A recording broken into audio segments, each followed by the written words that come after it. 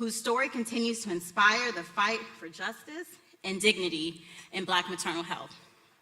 Good morning and welcome to the 27th Annual HeLa Symposium, Shedding Light, Saving Lives, MSM Symposium on Maternal Mortality. I'm Dr. Maya Griffin, a maternal fetal medicine specialist with Morehouse School of Medicine.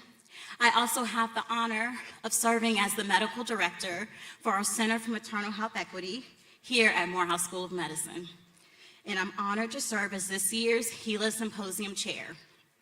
This year's event is especially meaningful as it's part of Morehouse School of Medicine's 50th anniversary celebration, a moment to reflect on our institution's legacy and recommit to our mission of advancing health equity in a time where it's needed more than ever. It is with immense appreciation that we extend our deepest gratitude to our title sponsor, Work for Mothers, whose unwavering commitment to maternal health and generous support have been instrumental in bringing today's transformative symposium to life. We are equally honored to recognize our 50th anniversary presenting sponsor, Georgia Power, whose steadfast dedication to advancing community well-being continues to illuminate the path forward. Thank you all for joining us today to learn, reflect, and act on a topic that affects us all. From my perspective as a clinician, I've witnessed the devastating impact of the United States maternal health crisis for far too many patients and family.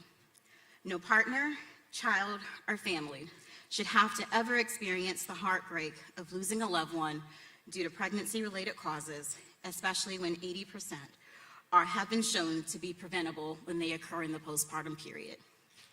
My hope is that today invigorates and inspires us to pursue bold, innovative solutions to end this crisis, not just to improve statistics, but to save lives. I want to take a moment for us to recognize our incredible lineup of speakers and panelists who will join us today.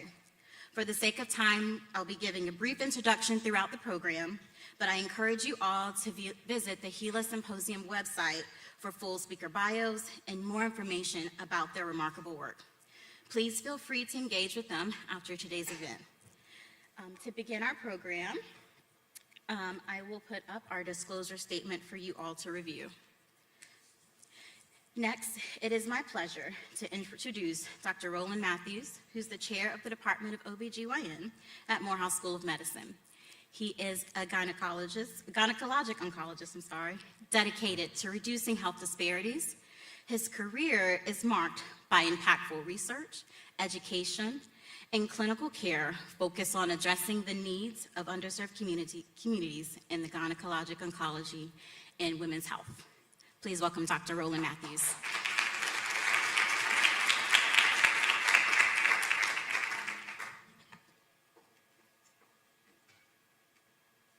Pattillo is Emeritus Physician Scientist and Professor of Obstetrics and Gynecology at the Morehouse School of Medicine.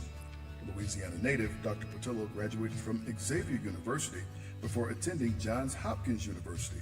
It was at Johns Hopkins that Pattillo studied under Dr. George Guy, whose research included the study of cells from an African-American woman suffering from cervical cancer.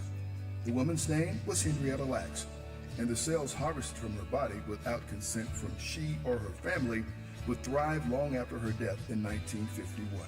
Through the cells, known as HeLa, treatments for cancer were advanced and other illnesses were cured. Upon graduating from the University of St. Louis School of Medicine, Dr. Pattillo became a certified obstetrician and gynecologist and a gynecologic oncologist. In 1993, Dr. Pattillo would bring his passion for the study of the HeLa cells to Atlanta and the Morehouse School of Medicine. And in 1996, began an annual Women's Health Conference in honor of Henrietta Lacks. It was Dr. Pattillo who befriended the Lacks family, purchasing a headstone for Henrietta's grave. It was its conversations with author Rebecca Skloot that helped facilitate the best-selling book, The Immortal Life of Henrietta Lacks. The patient should be referred to as HeLa, and her name should not be used. In 2017, Oprah Winfrey produced and starred in an HBO movie based on the best-selling book, with many of the scenes being filmed in Atlanta. Dr. Pattillo retired from Morehouse School of Medicine in 2013, but thanks to his efforts, the story of Henrietta Lacks and her immortal cells will live on. Indeed, the legacy lives with Dr. Roland Pattillo.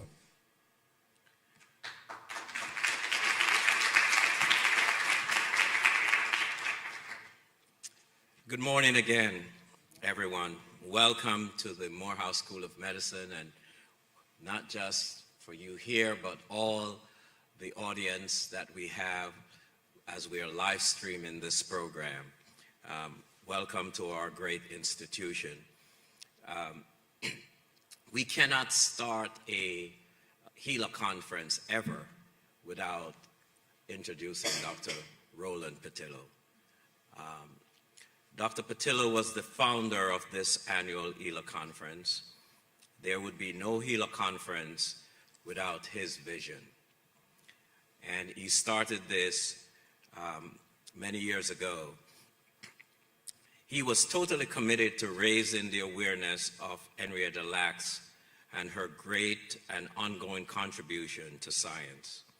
The Department of Obstetrics and Gynecology and the Morehouse School of Medicine is committed to preserving this legacy of providing a world-class annual symposium for the community and the nation. Dr. Pattillo wanted to share scientific, health, and current issues that affects women's health with every possible audience. He insisted on inviting high school students, college students, residents in training, faculty, and members of the community to this conference. He made every effort to provide this knowledge really free of cost. I remember we would fight with him about whether or not we should charge for the conference, and he would insist that we should never do that, and we should always figure out a way to make sure everyone in the community can participate without cost to them. For every single conference, we have invited, and starting with the first conference, the Lacks family to participate. And as we do every year, they're here this year. And I would like for members of the Lacks family just to stand up so that we can recognize you and thank you for all that you're doing and all that you're giving.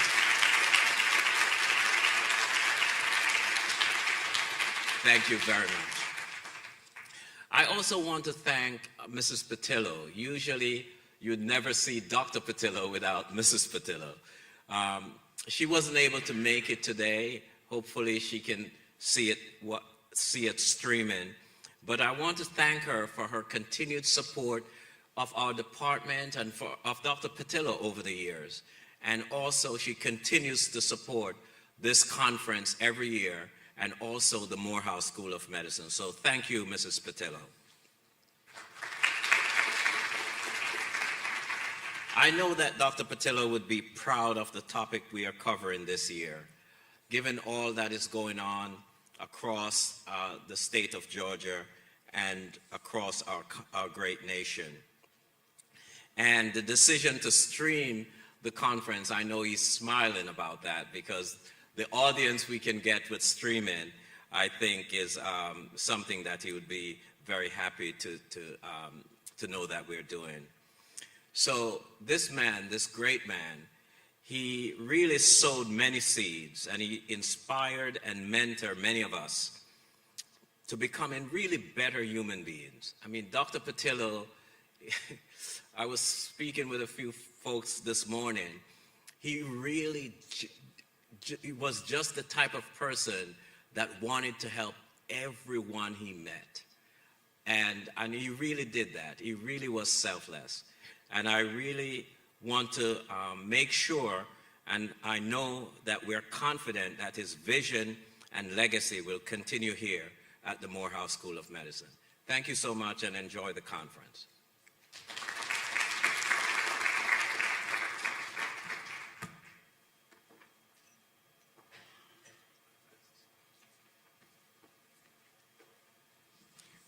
Thank you so much, Dr. Matthews. And sorry, one more housekeeping. Please, no food or drinks in the auditorium. You'll have to take them outside. Thank you. All right, next, please join me in welcoming Dr. Valerie Montgomery Rice, President and CEO of Morehouse School of Medicine. She's at, go ahead. As a reproductive endocrinologist, national leader in academic medicine, Dr. Montgomery Rice is deeply committed in advancing women's health research and addressing health disparities through education, innovation, and leadership. Welcome, Dr. Valerie Montgomery Rice. I love that short bio. Thank you so much. I am profoundly honored to welcome you to the 27th Annual Morehouse School of Medicine HeLa Women's Health Symposium. This year, as we gather under this theme of shedding light and saving lives, shedding light and saving lives, we really are shining a focus, guys, on one of the most urgent challenges in healthcare today, maternal mortality. As I spoke to our primary sponsors at Merck, I shared with them, this is not just about talk. We've all participated in a lot of talks about maternal mortality and infant mortality. We really have to make sure that we focus on action. So to all of our distinguished guests, speakers, faculty, students, community members, while we thank you so much for being here, we want you to know your presence here today is more than just about you listening. It's about you learning and then hopefully acting upon what you have learned. The fact that we're doing this in recognition of Henrietta Lacks, Miss Henrietta Lacks, reflects that we believe that courage and sacrifice is necessary if we are going to impact maternal health. We recognize, particularly in this time, that many things can be taken from us without consent. Many things can be taken from us without consent. But that does not mean that we don't continue to move forward. Mrs. Lacks' legacy reminds us why we must always lead with ethics, transparency, and respect for the very communities that we seek to serve. Secondly, we honor Dr. Roland Pattillo. Dr. Matthews has shared with you the impact that he has had, but it is really the dignity and the truth and transparency that he brought to Mrs. Lacks' story and the continuation of including her family in this conference that was most impactful to me, because their legacy matters, their presence matters. And I really want to congratulate Afrit on this book. Thank you so much for publishing this, The Shadows of Immortality. Please make sure that you get a copy of it. I look forward to reading about it, because in here I believe that we will see the impact of Henrietta Lacks, not just on our existence, but her family's existence, and ensuring that this legacy continues. For 5 decades, guys, Morehouse School of Medicine has stood at the forefront of health equity, innovation, and transformation. For half a century, this institution has stood in the gap. We train leaders. We serve communities. We build bridges between healthcare and health. And yes, we challenge the systems that keep too many people too often left behind. And nowhere is that inequity more clear than in maternal health? Now, clearly, as an obstetrician, gynecologist, reproductive endocrinologist, and fertility specialist who train at the Grady under people like Dr. Mike Lindsay and others, I understand personally what those disparities looks like, what they look like. It is not due to biology. It is a direct result of inequities embedded in our healthcare system. This is a crisis we cannot ignore. And I say what I say not to shock you, but to remind us that these are not just statistics.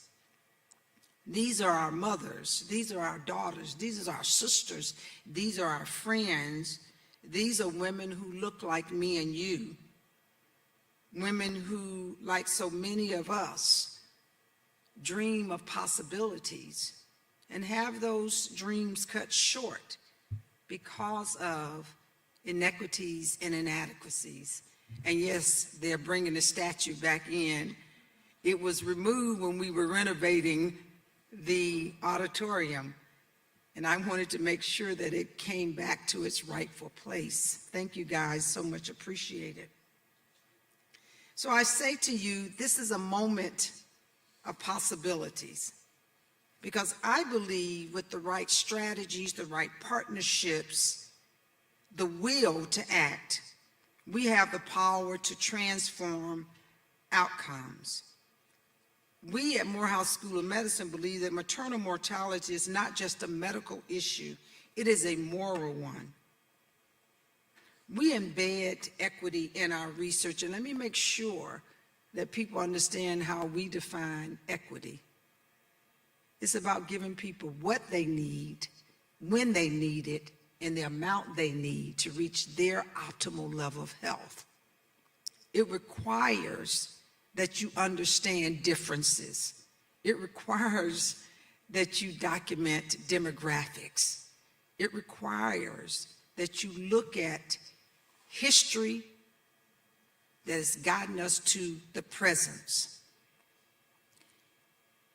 We make sure that who we partner with matters.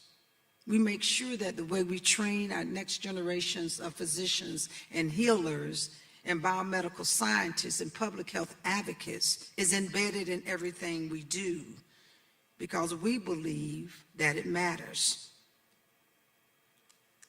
This room is filled with practitioners, scholars, students, advocates, and community leaders, and many are online. I want you to remember, though, we're asking you not just to be attendees. We're asking you to be agents of change. We need your ideas. We need your advocacy. We need your refusal to accept that this is just the way it is. So please lean in today. Ask the hard questions. Listen to the lived experiences. Listen to the lived experiences that you will hear about as you go through the poster session. Think about the grassroots efforts that can be scaled to have impact. Walk away not just informed, but activated. Remember that change doesn't come from institutions. Institutions should be gathering places to allow people to learn, to lean in, to understand how they can have impact. Change actually comes from people.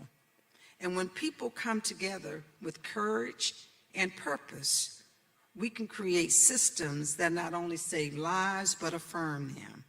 So let's let this symposium be more than a gathering. Let it be an opportunity for you to act.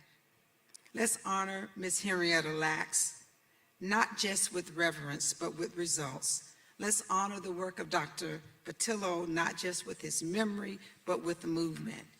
And let us ensure that when we speak of shedding light and saving lives, it's not just a theme, it is a truth we are building together. welcome to this wonderful symposium.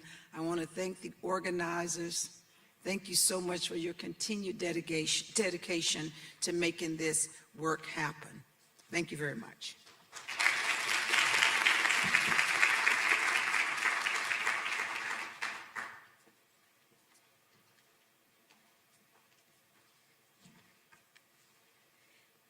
Thank you, Dr. Montgomery Rice, for those wonderful welcome remarks. Next, I would like to introduce Dr. Michael Lindsay. He's a Luella Klein Professor at Emory University School of Medicine and former Chief of the Emory OBGYN Service at the Grady Memorial Hospital.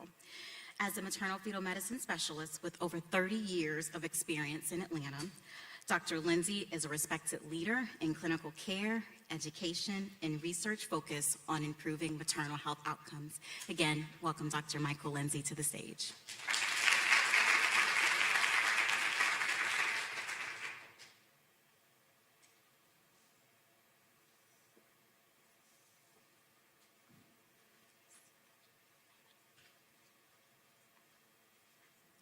Thank you, Dr. Griffin, and good morning to everyone. What I wanted to do was just to kind of give you an overview of the maternal mortality review process in the state of Georgia. And I've titled my talk, Maternal Mortality in Georgia, Opportunities, Progress, and Challenges. So this is the opportunity. In 2010, Amnesty International published an article called Deadly Delivery. And in that article, it said that Georgia had the worst maternal mortality ratio in the country. At that time, we didn't have formal maternal mortality review in our state. And so as an impetus for this article, we got together a work group composed of members from the CDC, the Georgia OBGYN Society, and the Georgia Department of Maternal Health to reinstitute formal maternal mortality review in the state. Just to kind of give you an overview of the role of maternal mortality review committees, there currently is 3 main ways that we look at maternal mortality. The CDC has a National Center for Health Statistics, and they keep data. Their source is death certificates. And one of the key points is they look at deaths up until 365 days. And this system can be used to look at comparisons internationally, because that's what, actually it's 42 days as opposed to 362 days. So that's what's used internationally. And then there's the CDC Pregnancy Mortality Surveillance System, which looks at deaths up to 365 days. But what I wanted to focus on is maternal mortality review committees. These are usually multidisciplinary committees that look at death up until 365 days. And the whole point of the committees are to understand medical and non-medical contributions to death and to prioritize interventions to effectively reduce maternal deaths. In terms of the Georgia Maternal Mortality Review journey, we set up our current Maternal Mortality Review Committee in 2012. A couple of key points is that in 2014, State Bill 273 was signed, which provided legal protection to the members of the committee, and that was very important because we were looking at very sensitive information, and we wanted the committee to be protected. And the other important fact that relates to the committee is that all of the information that we look at in the committee is confidential and is de-identified. And I know some people have criticized that, but from a public health standpoint, to get the process off the ground, that was the way we decided to start initially. To date, we have reviewed cases from 2012 to 2022, and I'm going to share with you some of the data that we found. This is a picture of our Maternal Mortality Review Committee. It was taken from one of the meetings in 2019. The key point is that it's a multidisciplinary committee. There are about 35 members. It represents both physicians, nurses, healthcare administrators, and we had a couple of members from the lay public. It's one of the larger maternal mortality review committees in the country, and that was done intentionally because we wanted to have broad-based input And in terms of implementing policy, if you have people in the room who are able to implement policy, then it makes sense to have them on the committee. So that was sort of our rationale for having such a large committee. So I'm going to share some of the data that we found. This is looking at the pregnancy-related deaths from 2012 to 2020. We don't have the current 2022 data, but you can see we have broken the time intervals up from 2012 to 2014. The pregnancy-related ratio for death was 25.9. 2015 to 17, it was 25.1, and from 18 to 20, it's 30.2. And to kind of give you a frame of reference, California has one of the lower maternal mortality ratios in the country, and theirs is about 8 to 9 per 100,000. And so you can use that as a comparison. The national average is about 22 per 100,000. So that gives you an idea of where we stand in the state of Georgia. If you look at the leading causes of pregnancy-related deaths in Georgia, and this is just looking at a 2-year time period, the leading causes are cardiovascular conditions, COVID, and hemorrhage. And the reason why that's important, Dr. Rice talked about things that we can do to try to address this epidemic. In looking at cardiovascular conditions, as a member on the committee, it was really surprising to me that we had so many young women who were obese, who had cardiovascular disease that was leading to maternal death. And so again, as you gather this information, you can use it to kind of drive policy decisions and look at areas of potential prevention. If we look at the leading causes of pregnancy-related death by race, you see something that's also very interesting. In non-Hispanic blacks, the leading cause is cardiomyopathy, embolism, and cardiovascular and coronary conditions. Whereas if you look at non-Hispanic whites, the leading causes are mental health conditions, hemorrhage, cardiovascular, and coronary conditions. So as you tailor your prevention methods, you can use this data to kind of drive what populations and what message you're going to deliver to those populations. This is something that we really kind of emphasize in terms of equity, in terms of looking at the pregnancy mortality ratio stratified on race and ethnicity. From 2018 to 2020, there were 22.7 pregnancy-related deaths in non-Hispanic white women, whereas it was 48.6 among non-Hispanic black women. And it's something that we know in terms of the disparity. It's about 2 to 2.5-fold higher in black women in terms of the maternal mortality ratio. But one of the interesting things is that this has been a persistent health disparity for the last 75 years.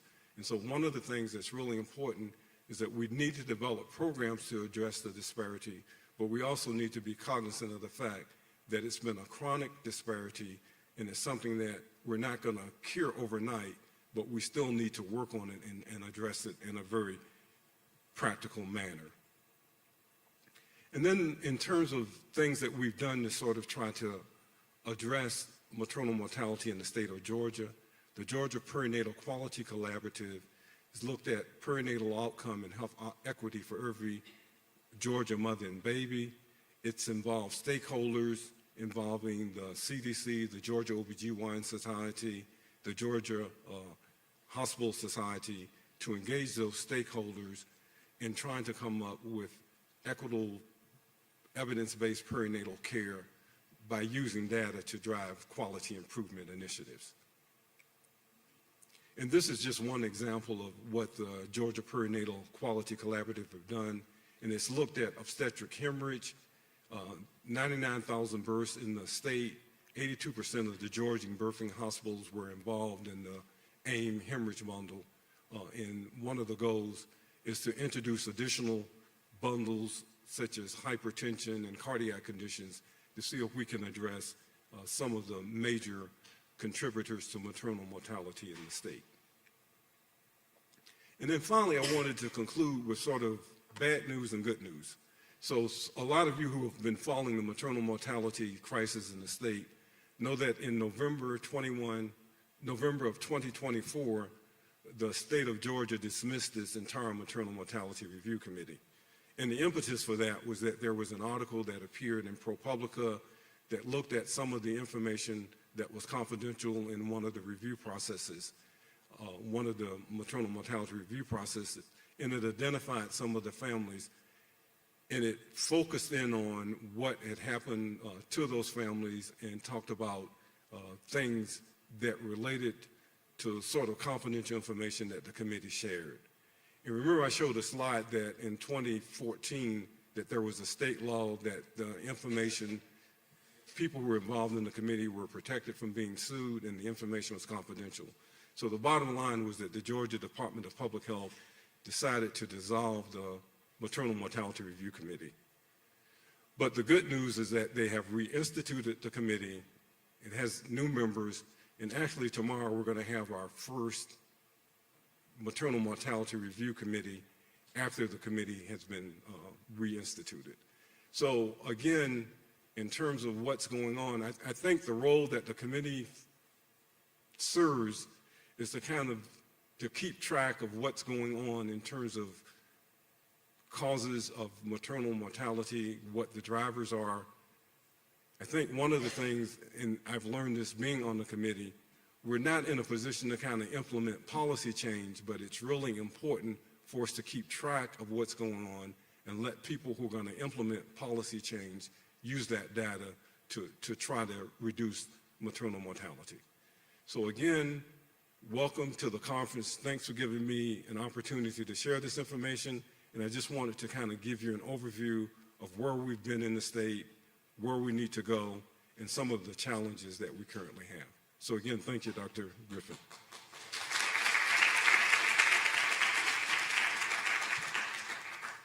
Thank you so much. Oh, you're here. I was looking for you. Thank you so much, Dr. Lindsay, definitely for all of the work that you've been doing for so long within our community.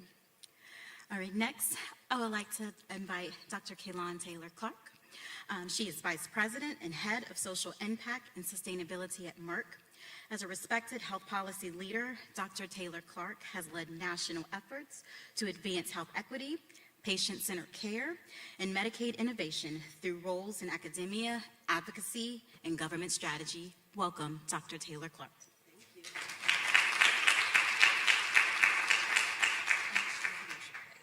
Okay, I should push that. Yeah, just push that. Okay. Start with this. In 2020, the estimated annual number of maternal deaths worldwide was 287,000. 95% of these deaths occurred in locations where women have few resources. Most could have been prevented. Merck for Mothers was created to help fight this global crisis. With a $650 million global initiative, we're here to help create a world where no woman has to die while giving life. Our efforts are local and community-led because to solve this crisis, we must understand the local factors and target local action. With our support, 30 million women have been reached through programs promoting safe, high-quality, and respectful care. And we're not done yet. To learn more, visit merckformothers.com.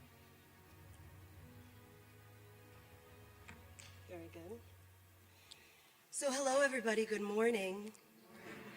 I need to change the voice of that lady, Jackie. It's a little... Yeah, right. She needed her coffee. Thank you so much all for being here. I'm Kaylon Taylor-Clark, as was stated, and I want to thank Dr. Griffin, Dr. Montgomery Rice, Dr. Hernandez, and I'm here with my colleague, Jacqueline Caglia, who is the head of Merck for Mothers. I happen to be the head of social impact and sustainability at Merck, and I am really proud of the work that we're doing in maternal health care. It's really a key part of our work in social impact and sustainability. As was mentioned in the video, maternal health inequities are a pressing global health issue that disproportionately impact women in low-income countries as well as communities of color in the United States more often. Globally, every 2 minutes, a woman dies from complications related to pregnancy or childbirth. Most of these deaths are preventable. And when women have access, as you all know, to high quality, safe, and respectful maternal health care before, during, and after childbirth, their outcomes are better. In the US, racial inequities in maternal health outcomes are stark and persistent. Maternal health disparities, as Dr. Montgomery Rice noted, are not just numbers. They represent mothers, daughters, and sisters whose lives are at risk. They represent us. And I have to go into a quick story because I always end up going off script, but I won't keep you all too long because I know we have action to take. But I feel a little at once melancholy and hopeful today. I started my career almost 30 years ago. I know I look so much younger. In health inequities.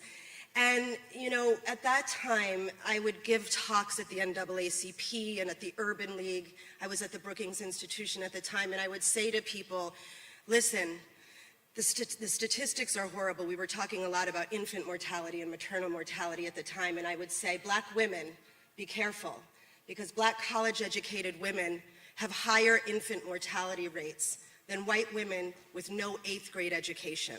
That was at the time, 2005 or so. Now the statistic has only gotten slightly better, where now I say college-educated Black women have statistically higher infant mortality rates than white women with no high school education. Disparities getting smaller, but still disgusting.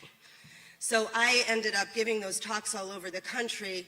And I then had a mom who got triple-negative breast cancer. She was dying, and I decided I needed to get married really quickly and have a baby. I was an only child. And I thought, I'm not that woman because I am not just college-educated. I have a PhD, and I have access to every doula, every bit of care that I possibly could. I was going to be giving birth at the President's Hospital. I was married to a naval captain. And at 7 months of pregnancy, I gave birth to my daughter, Zora Gray. She died a week later of complications that were from a hospital-acquired infection. I tell you that story not to depress everybody today, but to note that we're all often in the same boat. We might look at each other and think, oh, she's got it like that. Oh, they've got it like that. But in fact, we all are in the same boat. We all are part of the problem, but we all must be part of the solution. So I'm very proud here today that we're all sitting here, not just talking about research, but we're also talking about action, which Dr. Montgomery Rice noted so importantly. So that happened to me in 2011, and it happens to be the year that Merck actually launched Merck for Mothers. It had an ambitious goal to help create a world where no woman has to die while giving life. This mission-aligned initiative is part of how our company is helping to deliver on progress through the United Nations Sustainable Development Goals. To date, as was mentioned, actually that was a lower indication, 30 million. We've actually helped more now than 34 million women around the globe access safe, high quality, and respectful care around pregnancy and childbirth. We've also helped train almost 1 million healthcare workers aimed at strengthening health systems for today and the future. We've been supporting these efforts through more than 200 programs in 70 countries, including here in the United States, and in fact right here in Georgia. At Merck, we're honored to be able to support today's symposium. I personally am honored to support this symposium. And even more importantly, we're proud to be partners in the shared purpose and action that comes from today's discussion.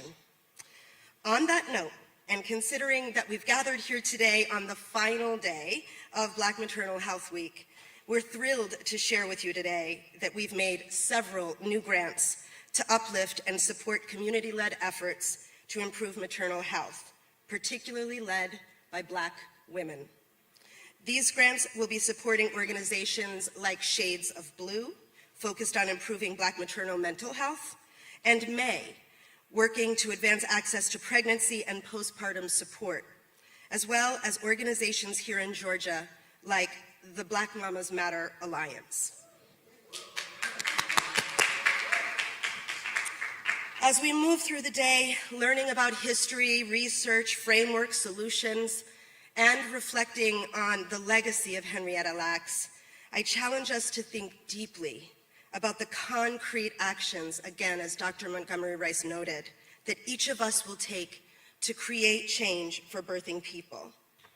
They're counting on us. We are counting on you. And the time is now. Thank you very much.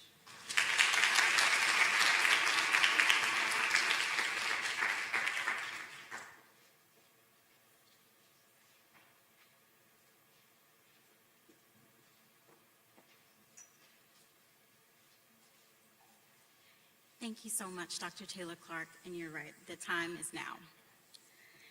Next, I have the privilege of introducing our Dr. Roland Pattillo lecturer for our symposium today, Yosha Dotson, who is a founder, policy strategist, and consultant for LegisLogic, a governmental affairs firm headquartered here in Georgia.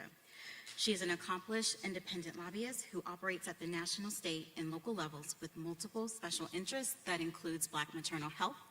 Please welcome to the stage, Yosha Dotson.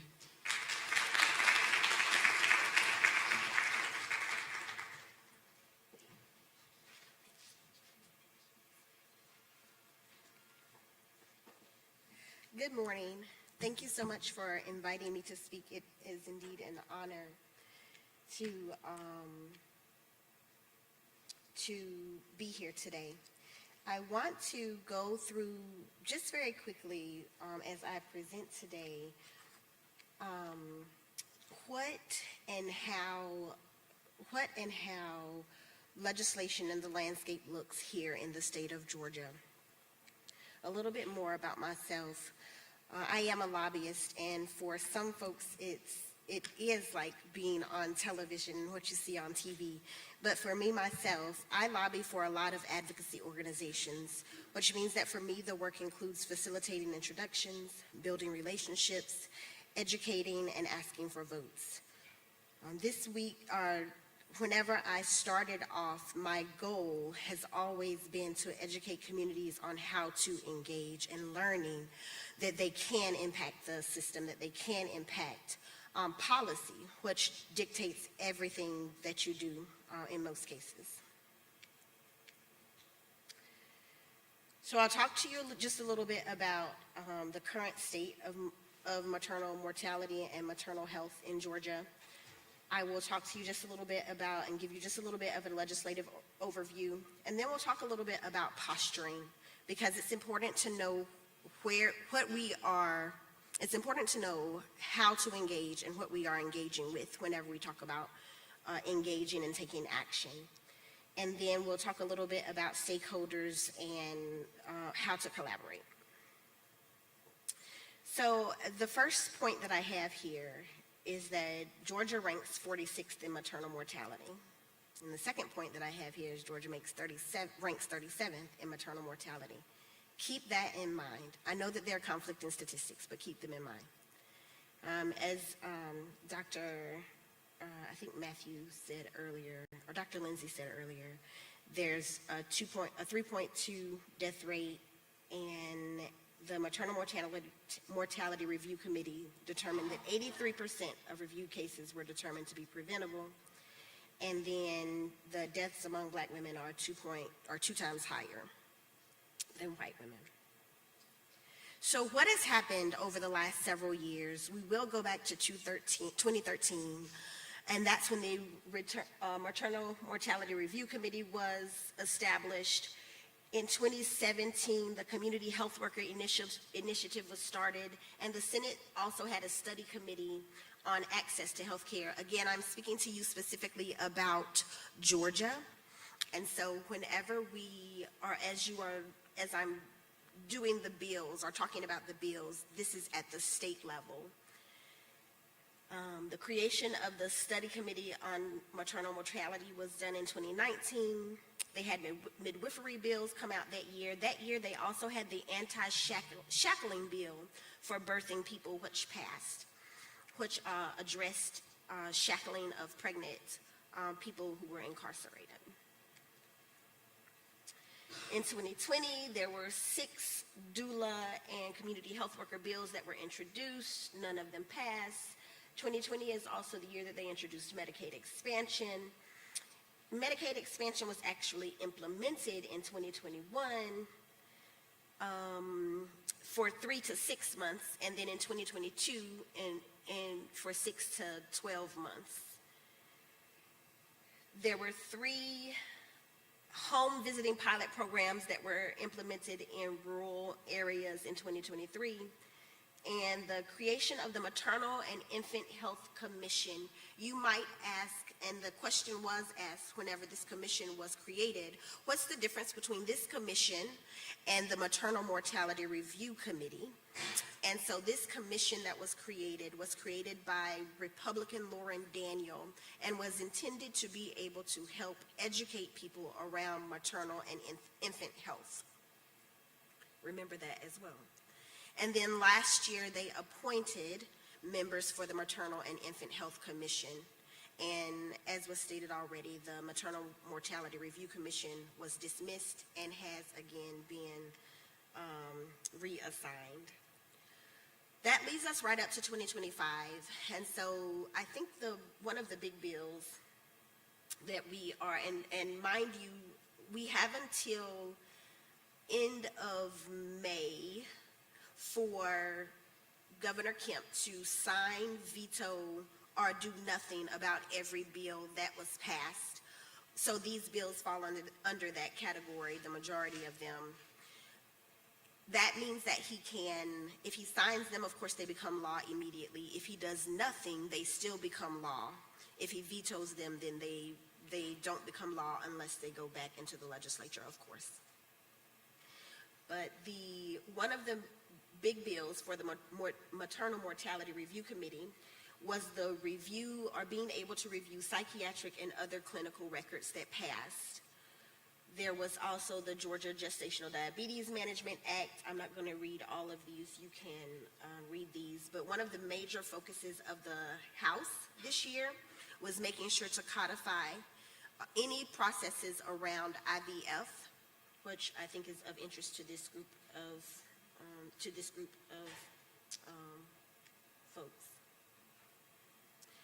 To continue our update, there was the community health worker bill, which was actually tabled in the Senate, which means that it passed out of the House, and it made it out of Senate committee, but it did not get voted on the Senate floor. The certified nurse practitioners to administer artificial insemination was also tabled in the Senate. Again, it made it through the House, it made it through its Senate committee, but it did not get voted on the Senate floor. And then there are a few bills here that have CFNY. That means that they are under consideration for next year. They were either dropped, or most of them were dropped after crossover day. And so that means that they are able to be taken up next year. If a bill did not fail, then that means that because we are in the first year of our biennial, which is our 2-year legislative session, that they can come back and be reconsidered. And then we notice here HR 593, the second from the bottom, that House Committee on Maternal, Prenatal, and Pediatric Care Access and Funding actually failed. So it did not pass at all. So one other thing that I wanted to talk about very briefly, and again, this is setting the landscape of what it is that is going on at the state level, so that as we're talking about action and as we're talking about how we can get involved, you know kind of where the pieces are on the board. And so for access to health care, there was increased funding for telecare and maternal health in the state funds of $250,000.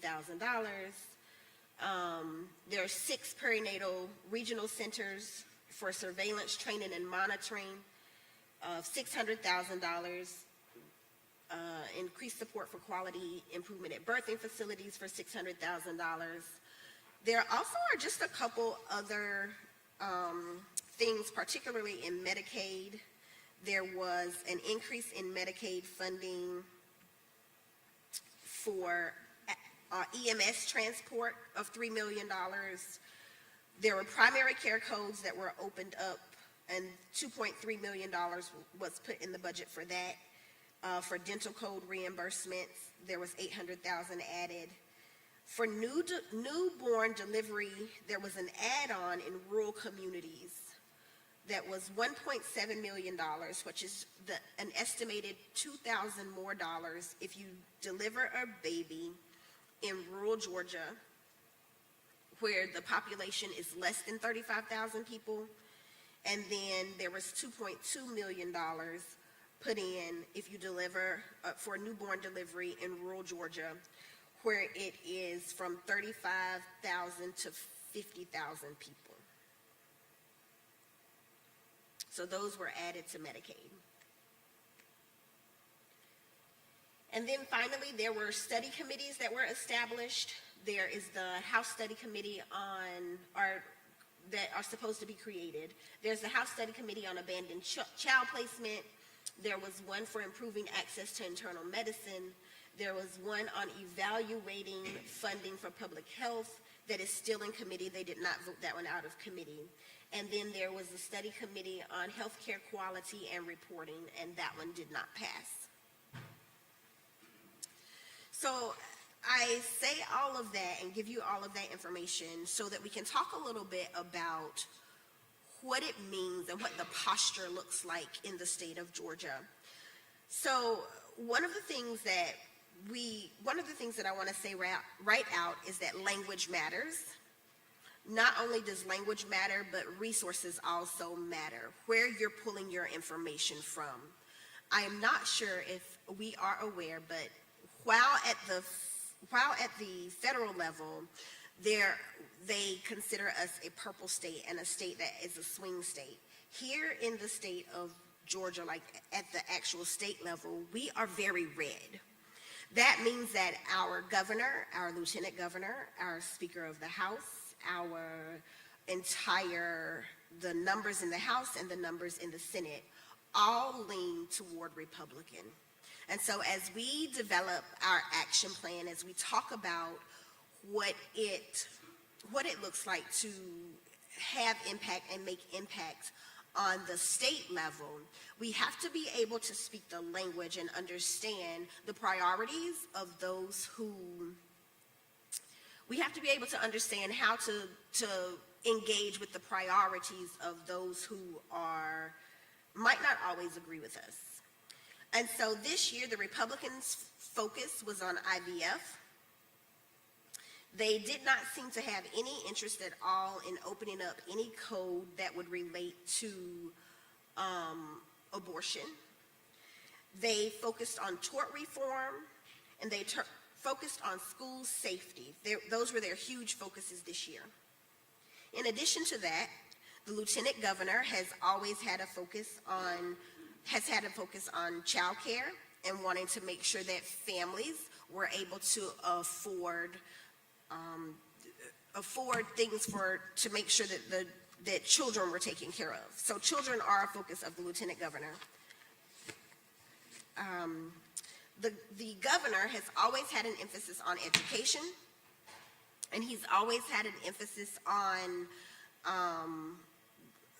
things that are in the criminal legal system. Tort reform was his other big one. And then the Speaker of the House, again, focused very much on IVF. And he also has always had a focus on workers, what's going on in the workplace. The Dems, of course, this year were playing defense, putting forth Medicaid expansion, fighting things around DEI and having conversations around DEI and what DEI actually means. And fighting things that were attacks on the LGBTQ community. So there's one other thing that I want to make sure that I point out. When we talk about funding and we talk about language and we talk about the federal versus state, the other thing that I want to make sure that I point out here is that at the federal level, it was just mentioned around the CDC database, the PRAMS database, which is where a lot of maternal mortality and maternal data comes from. I will say this at the federal level, on April the 1st, they just let go of all the employees at the CDC who do that PRAMS data and do the PRAMS information. So they were just on April 1st, all terminated from their position. They received the termination letter. So when you talk about having good data and thinking about where that data comes from, and think about some of the things that we need to advocate for, maintaining and being able to, and that's PRAMS, PRAMS, being able to advocate even for that and how that information is helpful at the state level is important. That's one of the areas that was cut. Victims of crime was also cut, which is where a lot of the information and support for domestic violence as well as sexual assault come from the VOCA, the Department of VOCA, or Women's Care Act. It's something like that. Sorry, y'all. So anyway, when we talk about action and what does action look like and what does action mean, there's strength in numbers. We already know that. Gathering stakeholders is important. But I will say this, and I'm a social worker, so I get it, and I love being in the room with other folks who do a lot of thinking. But if the only people in the room with you are people who are speaking your same language, then you're in a silo. And if we want to talk about how we can truly engage and how we can truly help each other, then it's going to take us gathering stakeholders and gathering those who might even have a different opinion from you in order to be able to build champions. It is so important that we know the other side of every argument, that we know the other side of every issue. I say that because if you go back and think about the statistic that was mentioned earlier, where it said Georgia is 46th, and then it said Georgia is, I think, 32nd. Well, here's the thing. Depending on who you are, that matters. Because if you have been doing work since 2013 to impact or to say that there is a change in how the work is being done, we want to make sure that, particularly when we're talking to legislators, that we are not isolating them from becoming a champion for us. It takes a listening ear to be able to say, yes, your source says 32. Let's tease it out to see why it's different. Let's tease it out to see what all you have in the information that I might not have, or let's tease it out to see, was that based on a certain number of years? Was it based on a certain number of months? Because what you will hear are those who have been doing some work, although the work may be inadequate, saying, but I've been working. And so we have to be able to make sure that we are not being exclusive at the table whenever we're having these conversations. We have to make sure that we're not being exclusive for those who actually can go into the room and get some things done and make some changes. Making sure you have a rock-solid core group, and then using one voice to deliver a clear and concise message. So I'll give you just one small story. When I first started in mental health, the legislators would not have a conversation with me about mental health. They would not have a conversation with me because the advocates had been in the rooms prior arguing amongst themselves.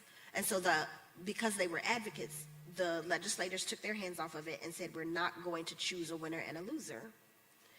So if there is a way for us to be able to engage and to understand that there are some people who can say more at certain times and some people who have to back out at certain times. But understanding that it's most important for us to speak with a clear voice so that the legislators don't think that they have to choose, that puts us in position and in place to be able to for all of our points to eventually come out. But we have to be able to speak with one voice. That way the legislators will actually listen. One other thing about legislators is that at the state level here in Georgia, they're part-time legislators. And so that means we have to be willing to educate.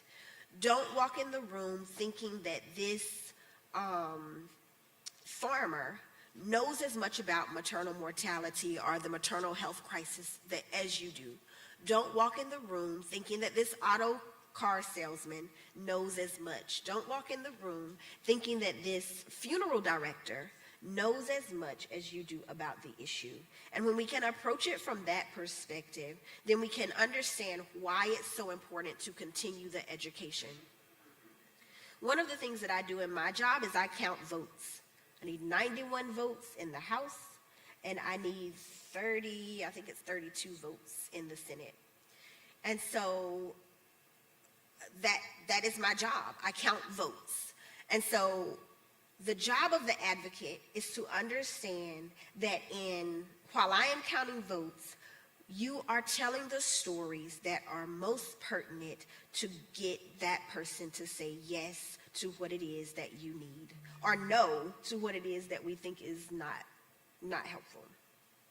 And so, because I count votes in both directions, I will say this one other thing, and it is this. I had the opportunity to sit with a legislator as he was being introduced to a mom's personal story. As she was telling her story, she began to tear up because it was a very passionate story. I saw this legislator get up from around this desk and come around with a box of tissue to sit down next to this mother and hand her tissue and hold her hands while she told one of the toughest stories of her life. These legislators, our legislators, want to know what's going on with their constituents. They want to know what's going on in community. And if we tell our story and if we educate properly, we can sway them to what it is that we need for them to do and what it is that we want them to do. Just one final thing. Whenever Dr. Montgomery Rice talked about action, our call to action is this: ask for the appointment. Evaluate, implement, bring awareness to the issues, support data sharing amongst each other so there are not so many silos. Join advocacy organizations. Give of your time as well as your funding. With everything that's happening at the federal level, we have to find ways to be able to support each other. Serve on boards. It's important. And do it not just during session. Our session only lasts 40 days, but most of the work that happens doesn't happen during those 40 days. By the time I step into that building on Jan 1, most of the legislation is already done. If you wait until session starts, you're behind the 8 ball. I learned how to play golf for a reason. And once we get to that point, once we're able to do that and utilize our expertise to do true educating, then we'll be able to help pivot and turn some things. There's a voice that is needed. I always say this: Malcolm and Martin are needed about every situation. Know in this situation that you're stepping into, know in this issue that you're stepping into, if you're stepping in as Malcolm or stepping in as Martin, and go forward with the good work. John Lewis has a quote: make trouble, good trouble, necessary trouble.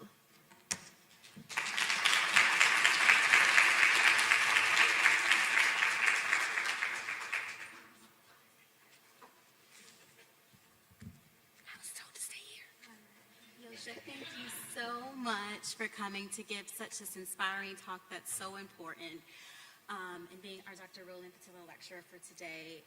And I really want to make a point for our trainees, med students, residents, that The time is now. We need you to, because in order to do this work, we need to know what is needed so that we can train up our providers and also PA students, APPs, because we're all needed and you're all patient-facing. And what is it that our patients need and how can we provide that? Because policy is what's leading the work that we're able to do.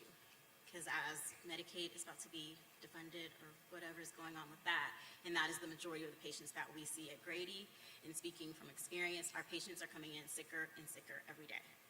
And so we need to be doing something now from every single level so that we can give the patients the care and the access that they need. So thank you, Yosha, for definitely being our speaker today and giving us this information so that we can learn how to be able to advocate on that level. Thank you.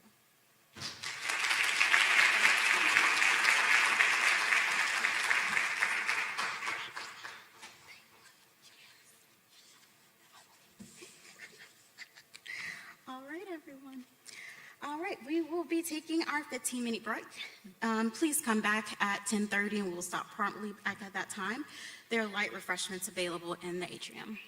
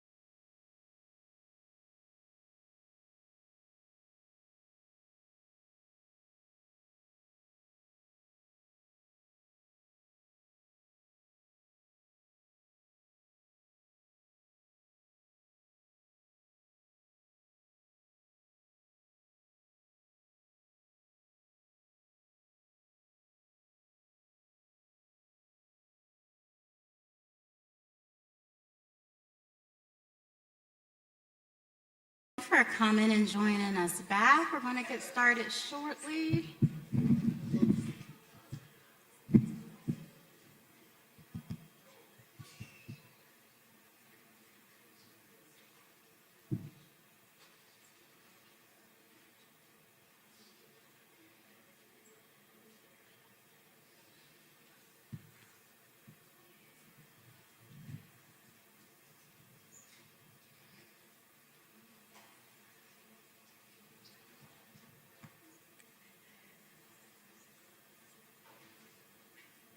All right, welcome back, everyone. Thank you so much again for joining us for this symposium today. The QR code for the program, is by the registration desk, and it's also on the MSM website, the HeLa Symposium, if you would like to access it and follow along. Next, I have the esteemed honor of introducing Mr. Armand Kadima, founder of the Yolanda S. Kadima Foundation. After the devastating and preventable loss of his wife Yolanda during the birth of their second set of twins, Mr. Kadima transformed his grief into purpose, committing his life to eradicating maternal mortality and the trauma it leaves behind. His story is one of extraordinary resilience, and we are grateful to have him here today to share his powerful testimony. We are grateful to begin his segment with a brief video presentation sharing his powerful testimony after he comes to speak.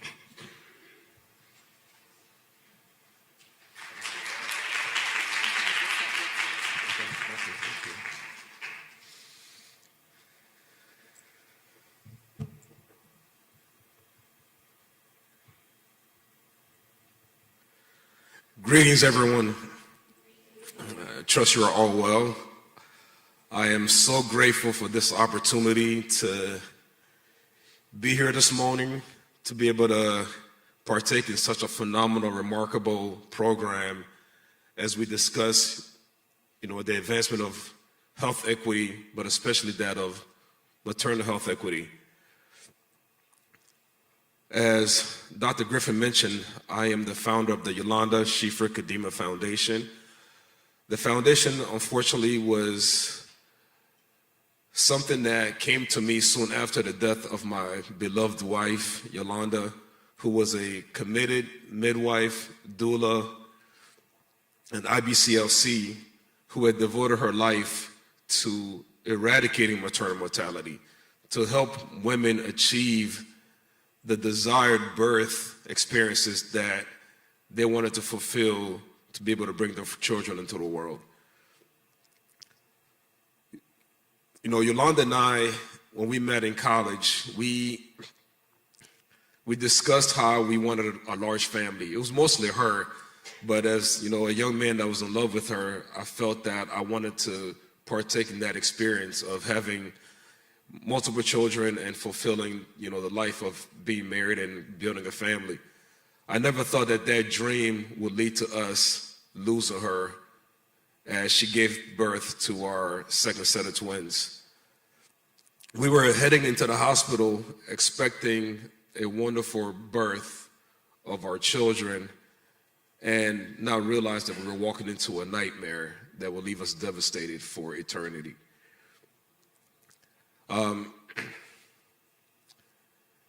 We were recommended into proceeding with an immediate cesarean procedure that then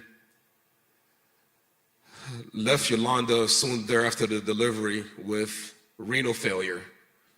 And soon after the doctors were able to conclude that she was experiencing renal failure, there was an intent to administer dialysis to help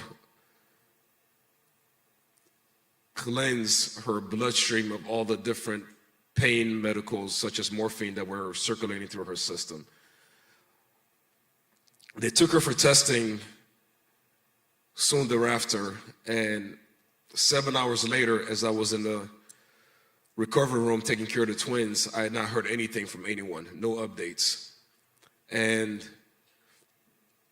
as the night shift nurse entered the room, I pleaded with her to provide me an update on where my wife was.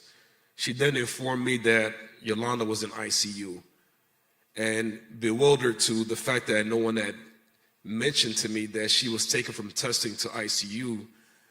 I felt devastated and also compelled to be able to seek some type of action. So I asked the nurse to provide me with information where my wife was, and she gave me a phone number to a room. So I called the room to inquire about my wife, and the nurse answered, told her who I was, and she started telling me how my wife was essentially on the verge of losing her life, how her vitals were out of whack, her potassium levels were through the roof, and she asked me if she should administer Pitocin.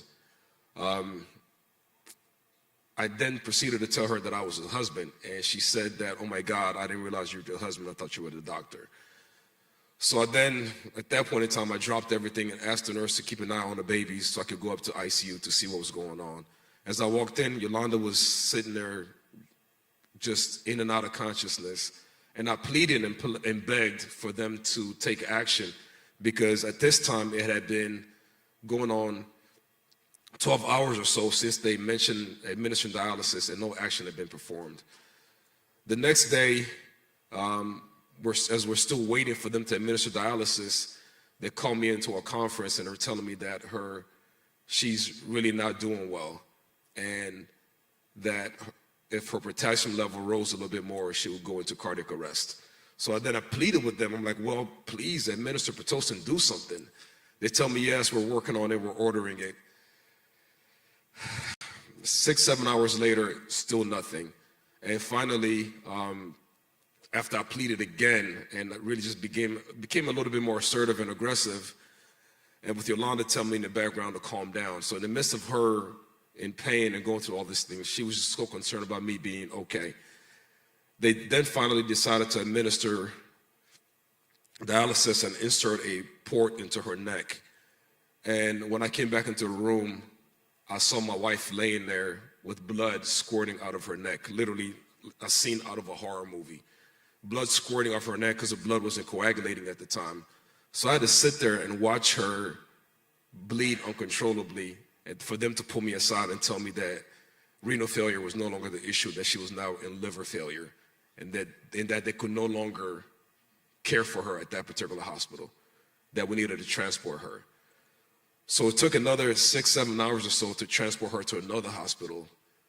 And the paramedics pulled me to the side when we arrived at the other hospital, and they said to me, brother, when we see, people like your wife with these vital signal signs where they were, they typically don't make it. We're so sorry. We see these things all the time. Sometimes these hospitals cover these things up.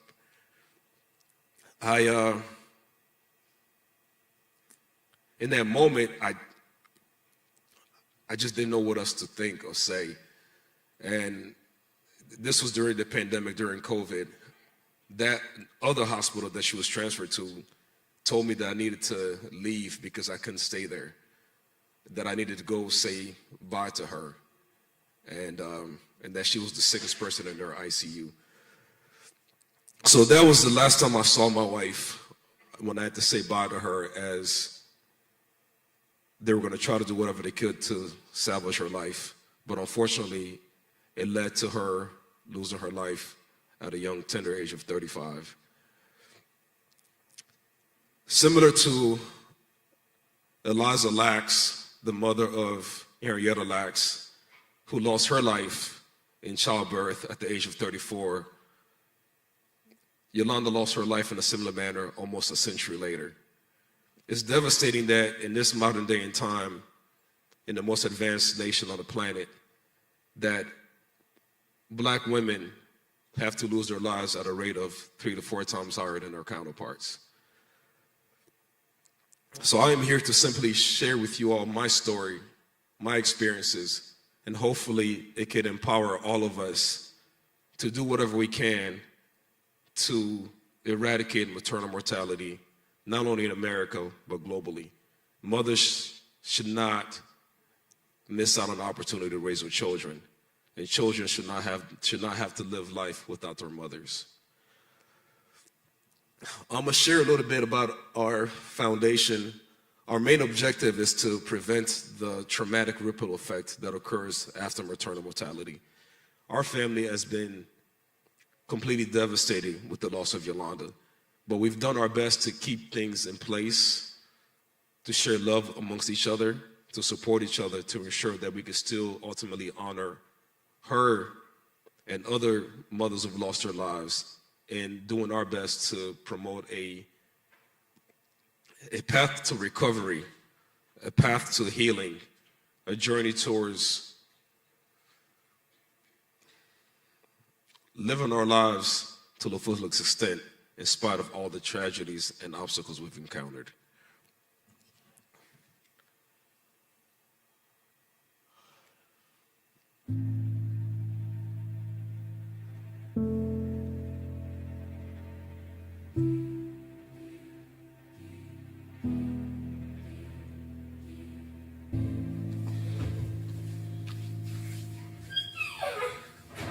Really, Kishar?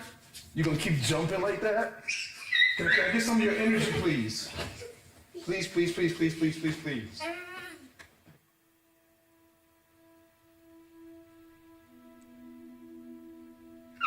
Want to say hi to mommy? Huh? Look. Say good morning, mommy. See mommy? Okay. Babe, I just want to let you know how much I miss you and love you so, so much. Seeing you, slowly but surely deteriorate over a 3-day period was so devastating for me. I didn't know how to be at peace with the fact that you and I had planned so much for our children, for our lives, and all of a sudden it was shattered.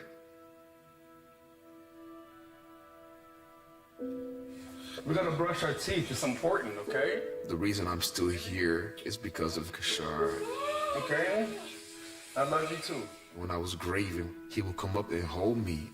It's like he understood what was going on. He understood that I needed, love and support.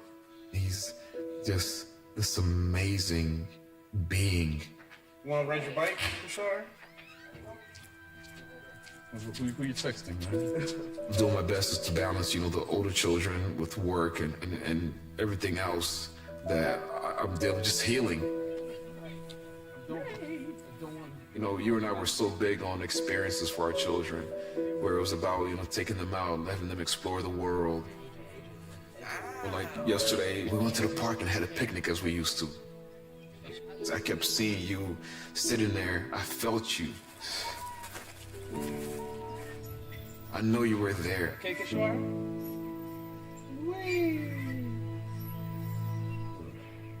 The boys are into music and hip hop and sports. Touchdown! The girls, babe, are into K-pop, and that's all they want to do and talk about and sing and dance. The twins, Yafin resembles me. Shifra, resembles you. They've grown they're 20 months now, and they've grown immensely. We had some rough patches. I'm unable to work full-time as I used to because, we don't have, consistent childcare yet. I found some people here and there to help me, but it's just not the same. You're not here, babe. And there's no one that's like you. You told me all these things, to be strong, to be courageous. I never met anyone as courageous as you. I just want to thank you for the amazing life you shared with me. I credit you for being that inspiration that has allowed me to persevere through the most challenging time of my life.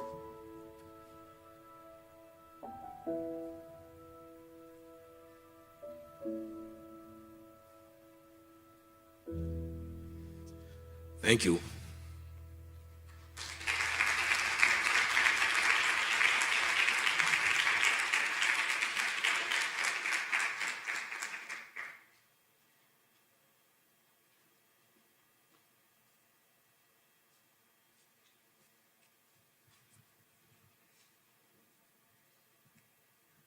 And I'm going to leave this quote up here for you guys to read.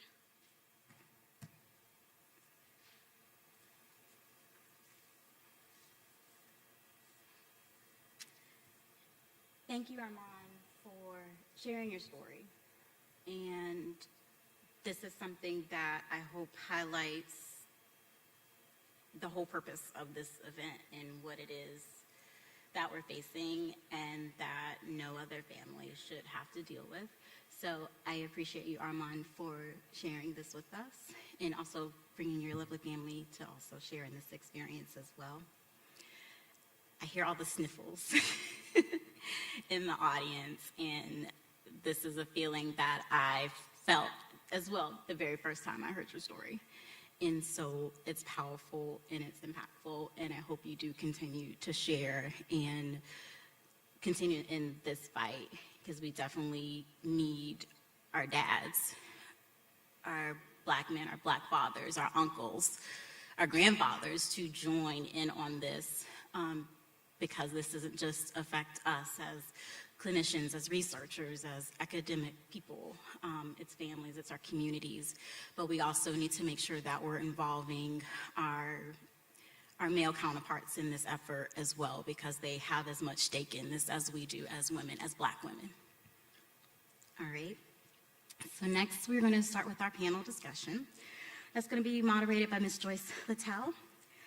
She is the brand manager of News and Talk 1380 WAOK. She is the host of The Quiet Storm and Odyssey Atlanta's V103, and she's the creator, producer, and co-host of the popular podcast, The Grown Folks Table. Welcome, is Joyce Littell to the stage.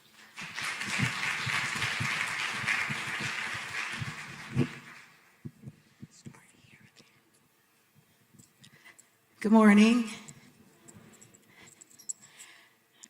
I have a script here, but I just have to tell a little quick story because this has been special to me because I suffered with toxemia and preeclampsia, and my son was born at 31 weeks, and thank God for my OBGYN who saved my life and my son's life. So this is a very special time for me. But good morning again, everyone. Thank you for joining us for this important conversation on maternal health disparities. Today's discussion is part of the 27th Annual HeLa Symposium, and we are honored to explore how historical narratives, ethical conditions, and systemic inequities intersect in the maternal mortality crisis. This discussion is particularly meaningful as we honor the legacy of Henrietta Lacks and the mothers of gynecology, Anarcha, Lucy, and Betsy, whose stories remind us of the ethical responsibilities we hold in advancing health inequity. I am thrilled to introduce our esteemed panelists who bring diverse perspectives and invaluable expertise to today's conversation. So let's start with Dr. Carla Willis. She is a health policy practitioner, researcher, and computational social scientist specializing in machine learning.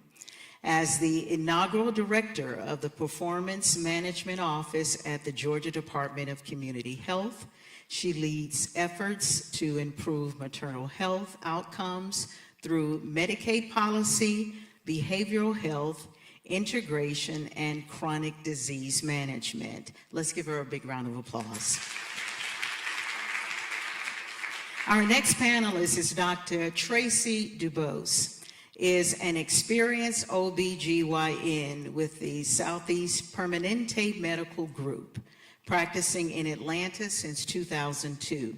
She is deeply committed to patient-centered care, minimally invasive gynecologic surgery, and coaching patients on proactive approaches to reproductive health. Let's give her a round of applause.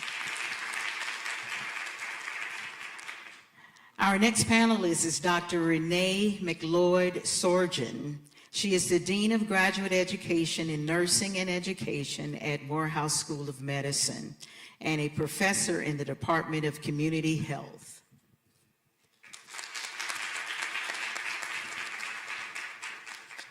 and just a little bit more. She is an expert in clinical ethics, focusing on integrating culturally competent care and addressing systemic barriers in healthcare.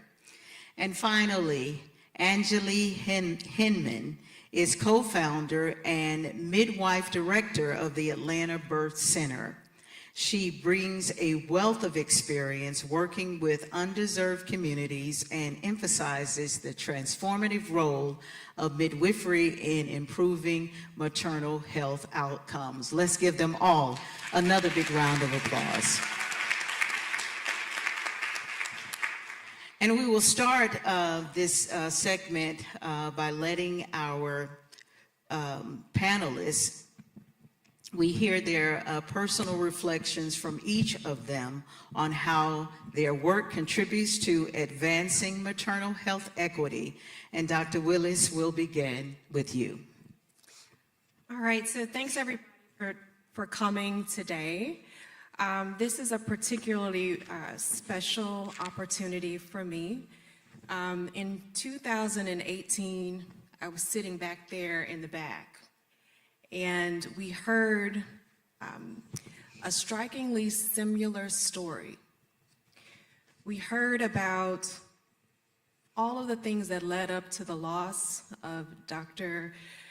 Shalon Irvin, and we also heard from Charles as he expressed how he had to watch his wife, Kira, pass away. That ended up being the start of something really compelling. And I have the opportunity now to lead a brand new office called the Performance Management Office that sits within the Georgia Medicaid Department, or the Department of Community Health. Our charge is to figure out how we improve outcomes as they relate to maternal health, behavioral health, chronic conditions, how we do so in a way that reduces health disparities, addresses social determinants, and ensures that our care management organizations are actually performing care coordination. So I want to note that you've already heard many of the statistics. The one that stands out for me is that Georgia Medicaid, we pay for nearly 50% of all the births in this state. Despite having such a large footprint, we have quite a bit of work to do. Some of the things that we grade ourselves on include the number of our mamas who are getting to their prenatal care visits within a timely manner, the number of moms who are getting to their postpartum visit in a timely manner, how many of our moms are being able to access postpartum care services, and then the big one, how many of our moms are we losing and for what reason? So you heard Dr. Lindsay talk about the great work of the Georgia Maternal Mortality Review Committee. But one statistic stands out to me. In addition to so many mamas that we lose, about 68% of them had Medicaid at the time of delivery. So we have a huge role to play, and I'm really excited and honored to be a part of the solution. And I welcome your feedback because this isn't something that we can do by ourselves. Thank you.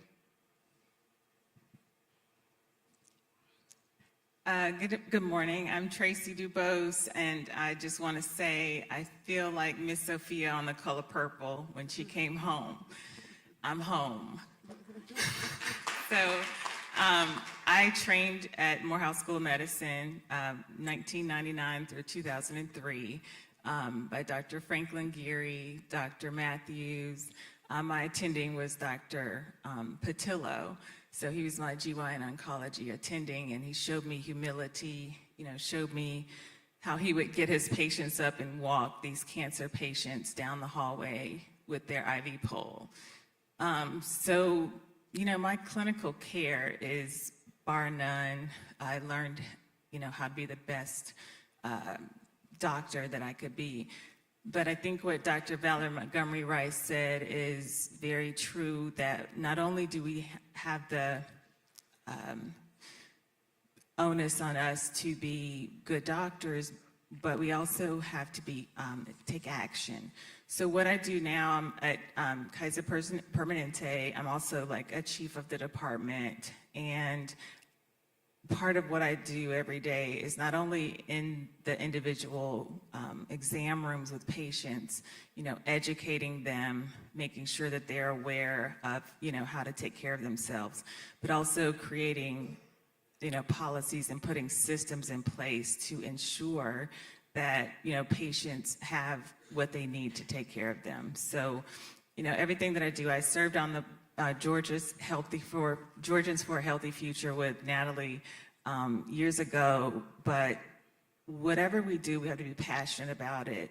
And part of that passion that we have to, close the Medicaid gap and ensure that patients have health care, I think that's what drives us to be here. But not only that, we have to go one step further. And what are you doing? What legacy are you doing, when you leave? What imprint are you going to leave? So that's where I focus, and everything I do is in alignment with that. So just wanted to be happy to be here today. But what I do in general is I put systems in place. Everything I do is build systems around patients. So thank you. Well, good morning, everyone. I feel like I'm home as well, but I'm a transplant to Atlanta. Been here less than a year. I'm from Brooklyn, New York. My name is Renee McLeod-Sorgen. And what's interesting about that is that I was delivered by a midwife, but I was delivered by a midwife to a woman who was 45 years old. I was her 5th child, and she was told she was having a fibroid, so she had no prenatal care. So the fact that I am sitting here today on the stage is God. The other thing I want to tell you a little bit about God, I told to Mr. Alfred Lacks. I was a family nurse practitioner in an underserved clinic delivering care for women who were pregnant and had no insurance. And I was seeing 25 of those women a day and watching their stories be tragic, as they had hypertension and were thin, not obese, as they had asthma and no medication. And I started a doctoral program, and the first book that we read was The Immortal Story of Henrietta Lacks. And it was at that point I became an educator, to let everybody know about that story, but more, to become an ethicist, to challenge how we train physicians, nurses, advanced practice providers, occupational therapists, to listen to women, to have empathy, to walk in women's shoes. And when we listen, outcomes can be different. And what is my career now?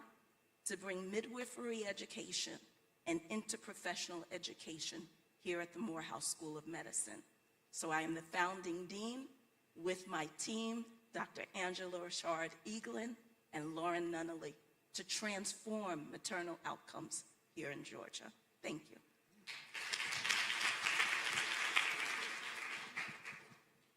Good morning, everybody. I'm Anjali Hidman. I'm a midwife, also a transplant to Georgia. I moved here about 20 years ago from Detroit. When I moved to Atlanta, I said if I was going to be a doctor, I would want to be at Morehouse. But then really fell into my calling as a midwife, and know without a doubt that that's where I needed to be. I graduated from, at the time, the only brick and mortar institution to train midwives in the entire state of Georgia, which was at Emory University, that closed their midwifery program this past year. So I'm thrilled to know that there is a torch moving forward in addressing the workforce opportunities that there are in addressing health disparities, specifically for mothers in our country. I am the co-founder of Atlanta Birth Center and a practicing midwife, so I know many people in the audience because we spend a lot of time working together caring for moms and babies. We incorporated in 2013 and have been open for almost 9 years. And one of the things about being a freestanding accredited birth center is we are very particular about following our outcomes. And so year after year, you know, when I look and compile all of our statistics, what I started seeing and what inspires me so much is that not only have our midwives and our collaborating physicians and all of the people that work the day-to-day, you know, work of operating a birth center, not only are we reducing health disparities, we've actually eliminated health disparities. And I haven't seen that anywhere else. And so I'm honored to be able to offer, you know, solutions from the midwifery perspective that could be part of our work together moving forward. Thank you, ladies. Let's give them another round of applause. So we're going to start the questions with Dr. Carla Willis. And my first question to you is to discuss the intersection of health policy, Medicaid, and maternal health. So I think one, you know, again, we pay for nearly half the births in the state. And that means that the policies and the payment decisions that we make as a major payer have an impact on the types of outcomes that are available to persons on Medicaid. Over time, Medicaid has grown, right? So I hope everybody is familiar with the impact of the ACA. Even in Georgia, we see that Medicaid has become a program that started off as something that was for the very low income, but it has moved to be solidly a staple of the middle class. That is definitely true for the maternal health population because our entry criteria or the income that's required for you to receive Medicaid because of a pregnancy is much greater than in other eligibility categories. So Medicaid and health policy, the decisions that we make about what we pay for, who we pay for, how quickly we can get that payment to you, it all kind of creates this tapestry whereby we are able to create opportunities for health outcomes to improve by creating these incentives. But I think it's, at this point, it is about kind of realizing the power that lies with the person who has the purse.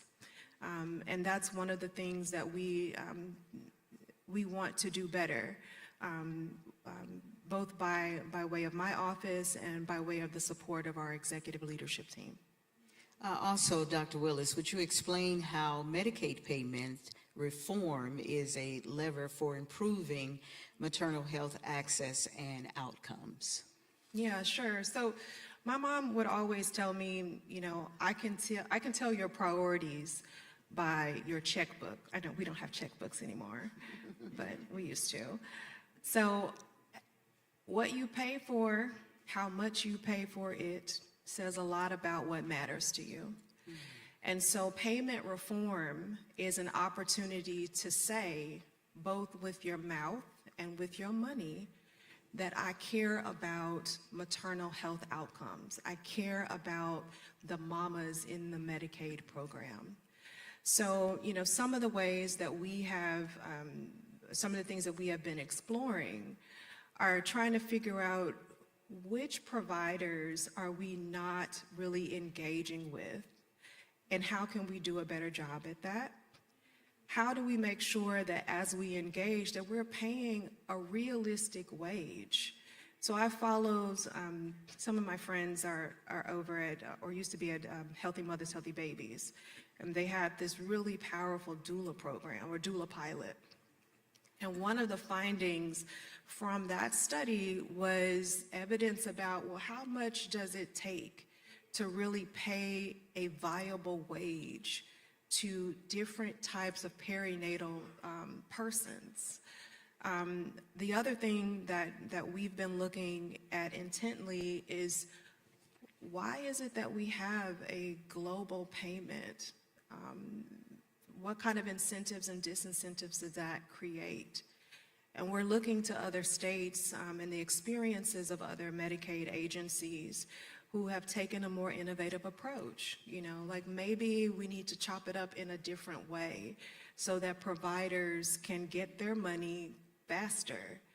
And then, of course, the big elephant in the room is how much do you pay, right? And what is the delta between how much you are paid by Medicaid versus how much you're paid by private insurance? And I think that all of those conversations, you know, we have to be bold enough to have them. And I just, you know, want to assure folks today, we are bold enough to have those conversations and make the recommendations that are necessary to advance change. And also, Dr. Willis, will you highlight how data science and machine learning are being used to identify and address maternal health disparities? Sure. Right, I'm on the hot seat. In addition to my role at Medicaid, I also serve as an adjunct professor here at Morehouse School of Medicine. And one of the things that we're really super duper proud of is work that we're doing now to predict severe maternal morbidity using machine learning techniques. So what we know is that while maternal mortality is awful, and we have these big, you know, we have this big, huge problem to solve, we see many more instances of severe maternal morbidity. We know from the literature that severe maternal morbidity is often that canary in the coal mine. And what happens is if you don't measure it, if you're not asking, what does my data say, then there's no way for us to manage it or to avert outcomes. So what we're doing is, with the help of a grant that we got, we have launched a research project called Reducing Health Disparities in Severe Maternal Morbidity Using Machine Learning. And that allows us to leverage the technical specifications provided to us by the CDC to identify 5 years worth of severe maternal morbidity events. From there, we then create a series of models to help us understand what are the things that are highest predictors for folks who have a higher likelihood of experiencing a severe maternal morbidity event. We then use those predictors to create almost like a flag system within our data warehouse so that current pregnant mamas who have those risk factors, we can then identify them early and then wrap around them with the services that they need because we're trying to avert severe maternal morbidity events and eventually reduce maternal mortality. Well, thank you, Dr. Willis. Your expertise highlights how policy and data-driven solutions play a crucial role in addressing disparities. Dr. Dubose, from your experience as an OBGYN, what are the challenges you see in patient care? Sure. Microphone went off. Okay. So I would say, yes, I see a diverse population in Atlanta, Georgia, obviously different socioeconomics, different faith-based, religions. But I'll give you a personal story. I am an OBGYN and, postpartum, I called my partner then at the time and woke up in the middle of the night having the worst headache of my life. And was told, well, I'm not going to do anything, so I'll call you in a blood pressure medicine to CVS. Now, I had the backline number, and I knew that this was wrong. I knew that I was having the worst headache of my life. So I drove myself to, my husband drove me to the ER. But how many patients don't have the opportunity to have that backline and know that they should go in? So for me, it's really personal. also. And when I see patients in the office and they tell me, their stories, it's really behooves me to not only listen, but also like understand, how much it took for them to get here to my office, how much it took for them to tell me their story. And people need people that look like them. They tell me that all the time. I am here because, I read your bio, you look like me. And, there have been many days I wanted to stop this job because it's not an easy job.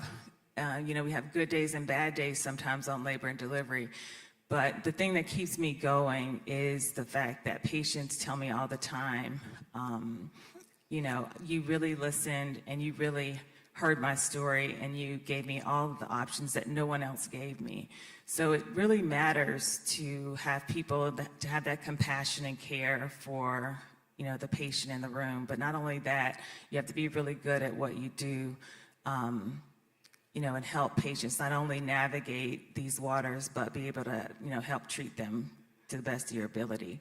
So, the diverse patients that I see that come into the office, just to answer your question, they look like you and I, but they are, coming into the office for you to do the job that, you are trained to do. So it behooves us to, have read the chart, know their history, and do the best job we can with these patients.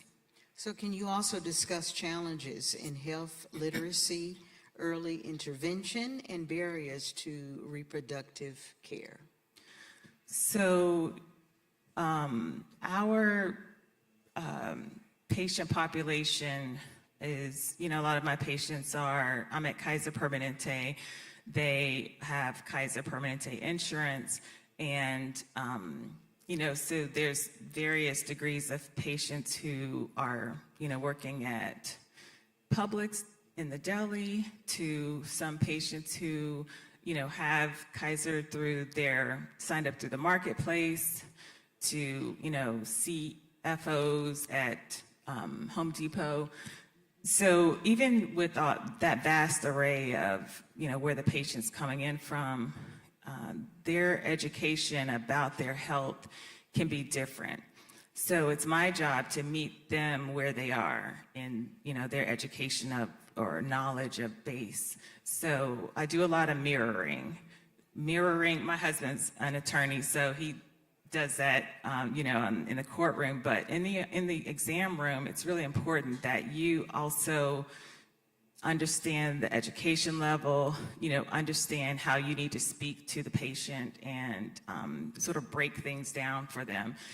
Not all patients need things broken down, but some do.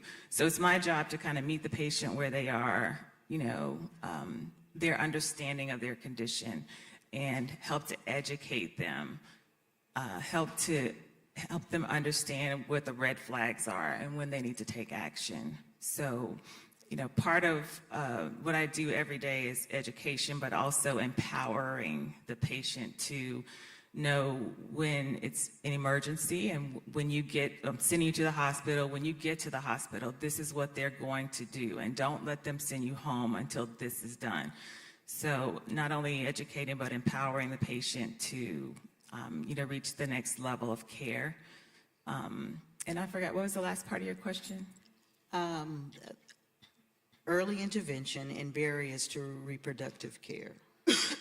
Right, so the patients that sometimes get pregnant don't need to be pregnant. We all know that, with this high maternal mortality rate, patients need access to care, but there's all sort of barriers with transportation, lack of insurance. And so, things that I do at my job at Kaiser Permanente, well, we're the Southeast Permanente group. We have built we applied for a LOCAHI grant. We obtained resources to help patients. We have social workers. We've basically built a cocoon around our patients. We have nurses that call the patients when their blood pressure is up. We have remote blood pressure monitoring So we've built systems around the patients to help support them in their journey in their pregnancy. And recently, we expanded that LOCAHI grant to not only take care of a patient during pregnancy, but also to take care of them when they're early pregnant, potentially could have another, bad outcome with something called an ectopic pregnancy.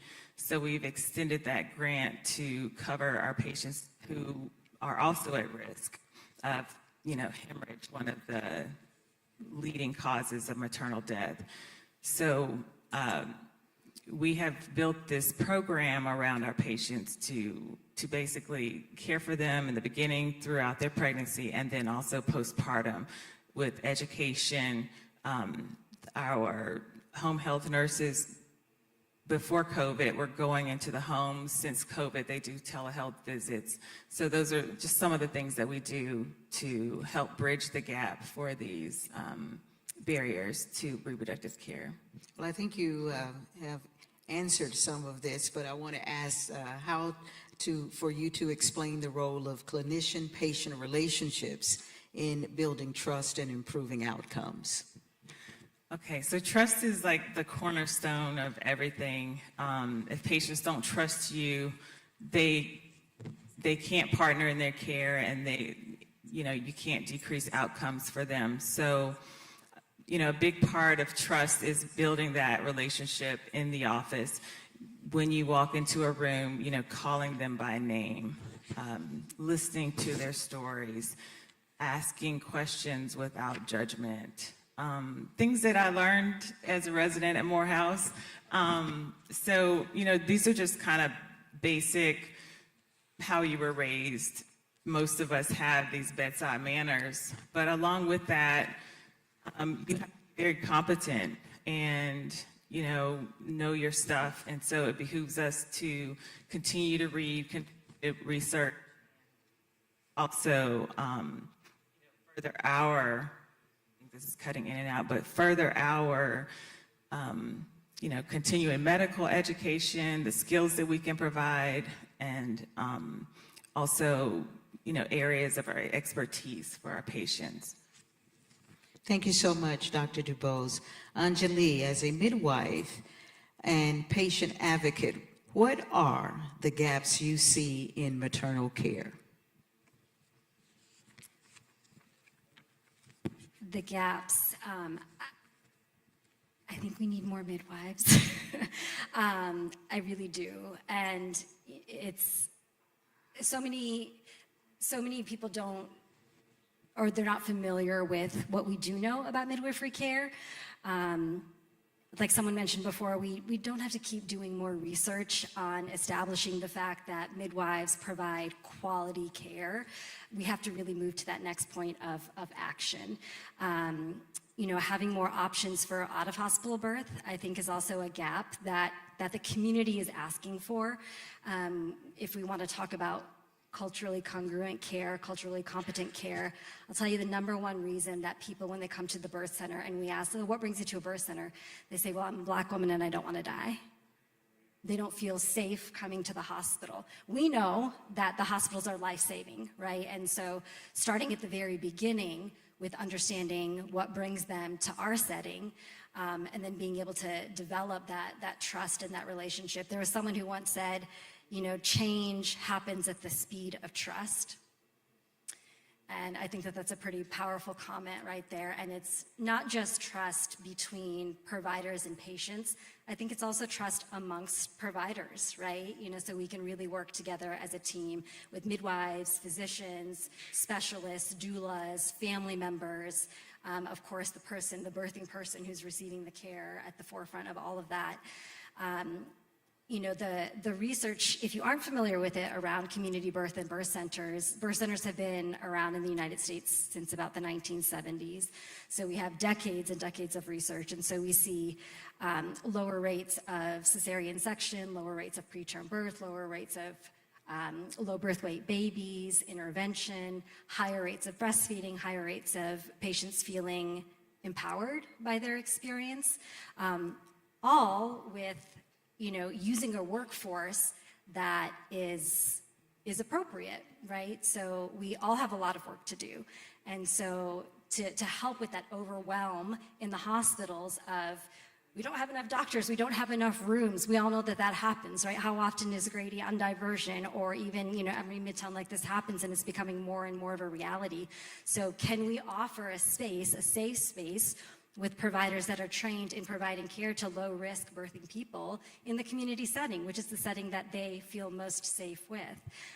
So I would love to see that gap be bridged more.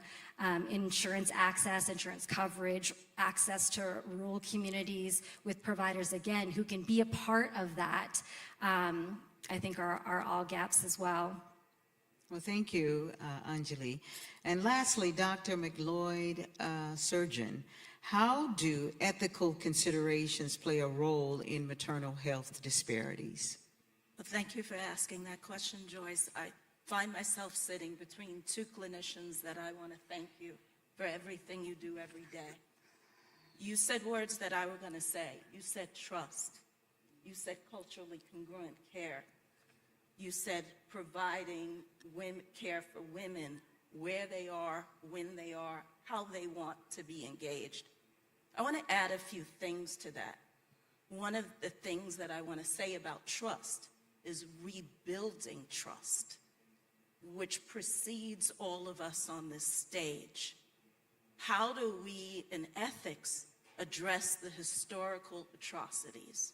As we've been sitting on this stage, we've heard everybody talk about every 2 minutes a woman is dying.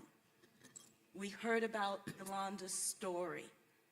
And we know that now in the year 2025, with all of the technology, with all of the AI generation, with all of the predictive tools, women who look like us will come into a hospital and not be heard because clinicians cannot discern. Clinicians are not trained, as you were trained here at Morehouse School of Medicine, to listen.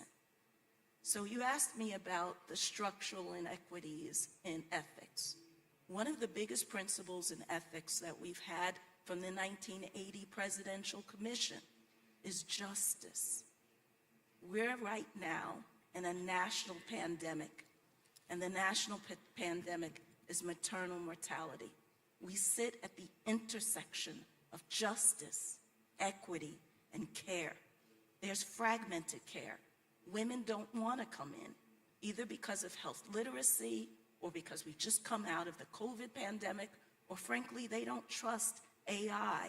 They want to see a physician, a nurse midwife, a clinician who looks like them.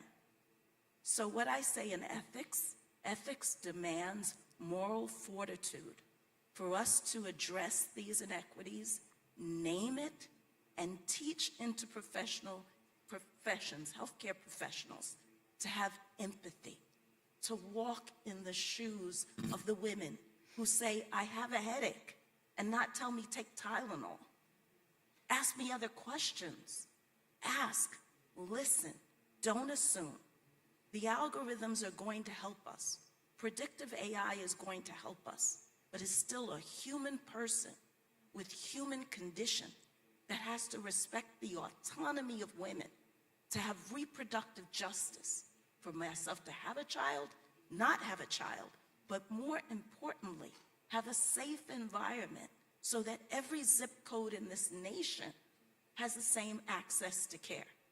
But we know we don't. We know in rural areas we don't have that access to care. We know in cities, right here where we are, we don't have that access to care. So what we're doing here at Morehouse is utilizing ethics to teach one thing: listen, listen.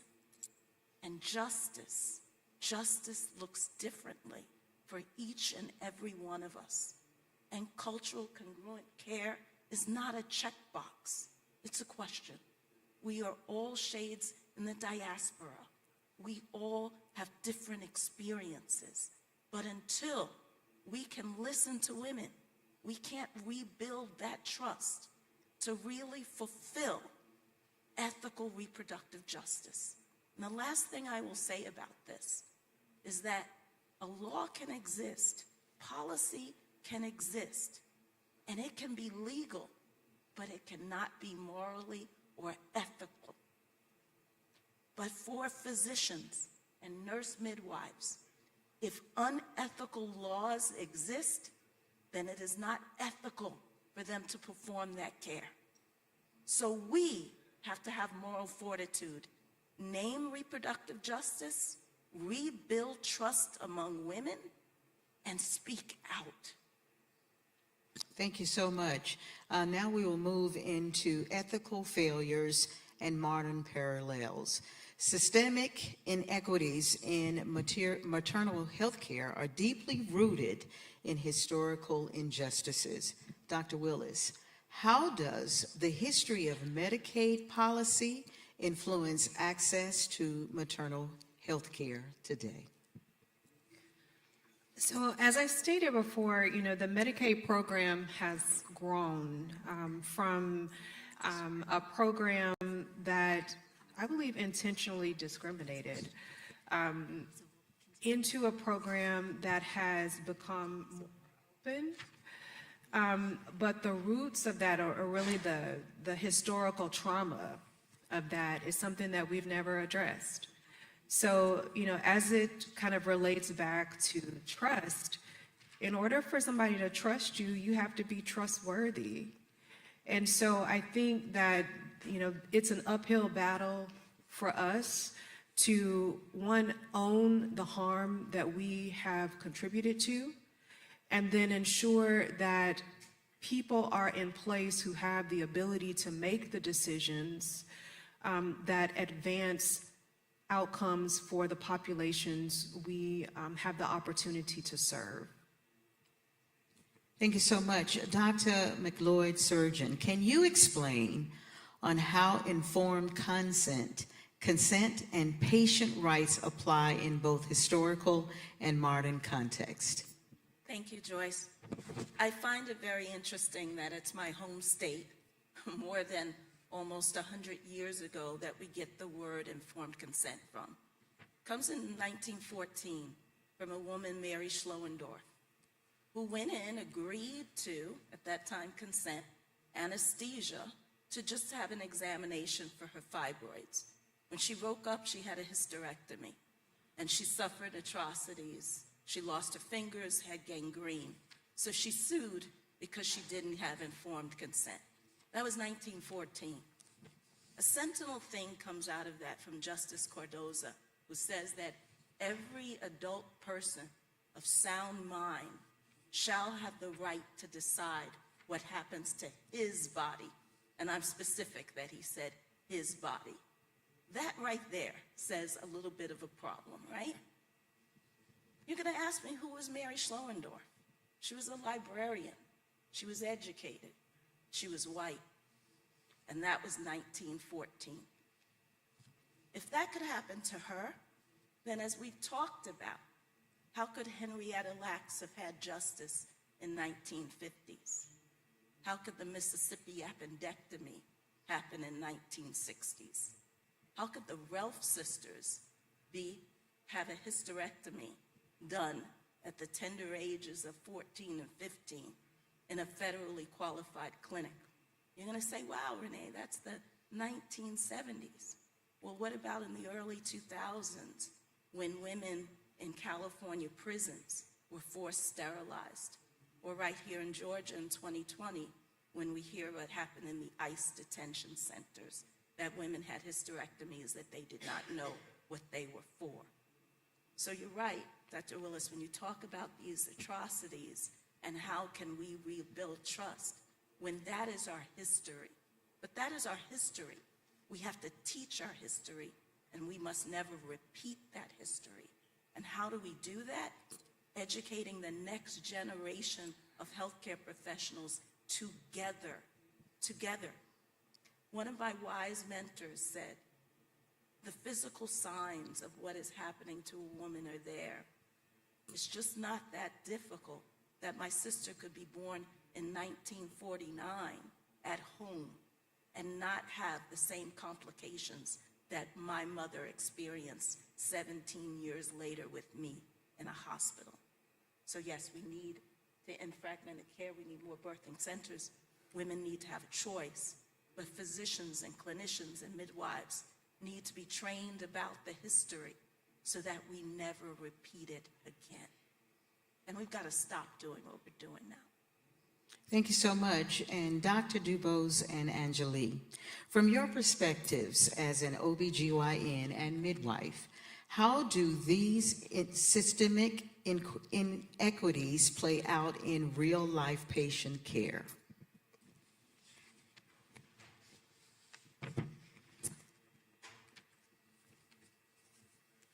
From my perspective, some of the things that I've seen is, the desire to have a provider that looks like them, right? And so for midwives, for nurse midwives,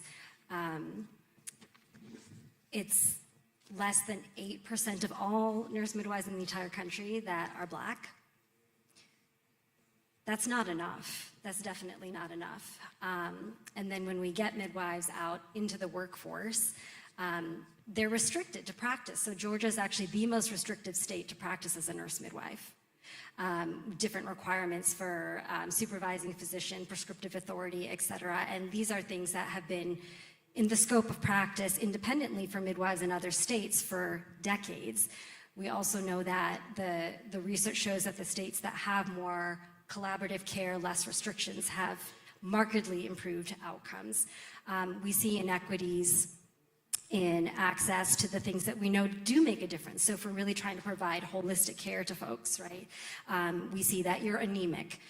We talk about the benefits of increasing your iron levels to decrease your risk of postpartum hemorrhage or fetal growth restriction, but you can't afford to pay for iron supplements, right? Or you're suffering from perinatal mood and anxiety disorders, but there aren't therapists that take the insurance that you have. These are inequities that play out in the day-to-day that I see, and those are just a few examples.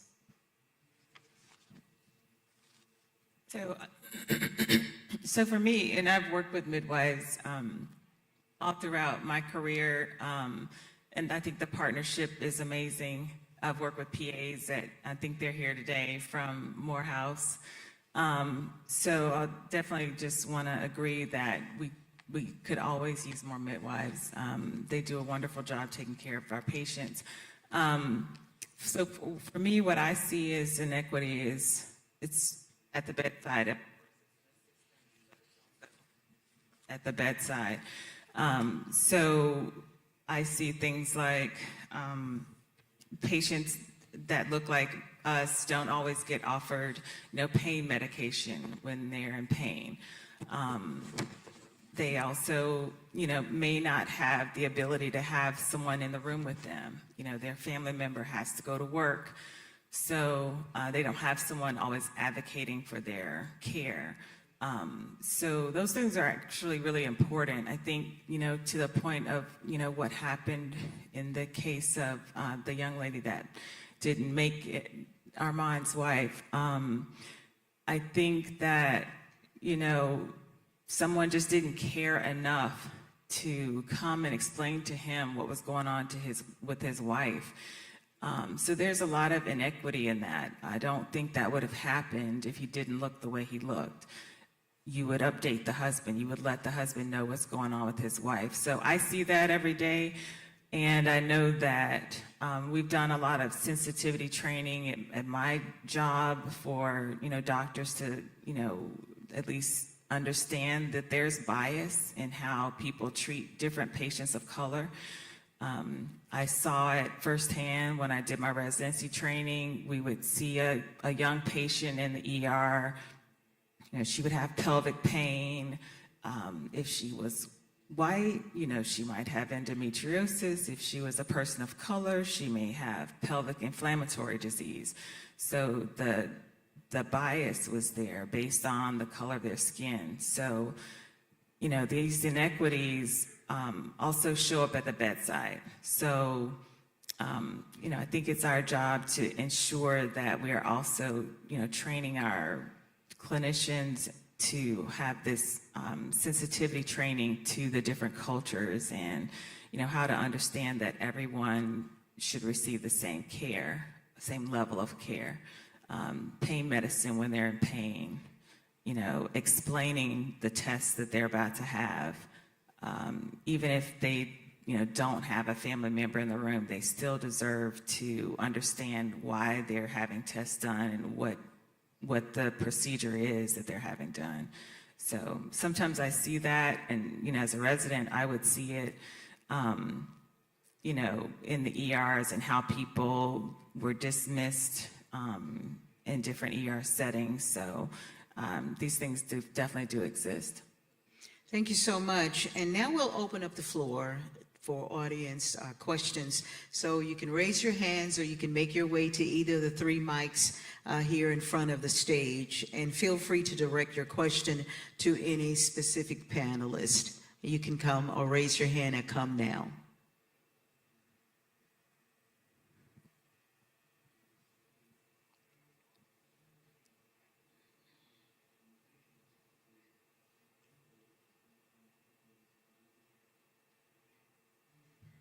Hello, ladies. Thank you very much for an amazing presentation. My name's Wanda Barfield, and I direct the Division of Reproductive Health at CDC.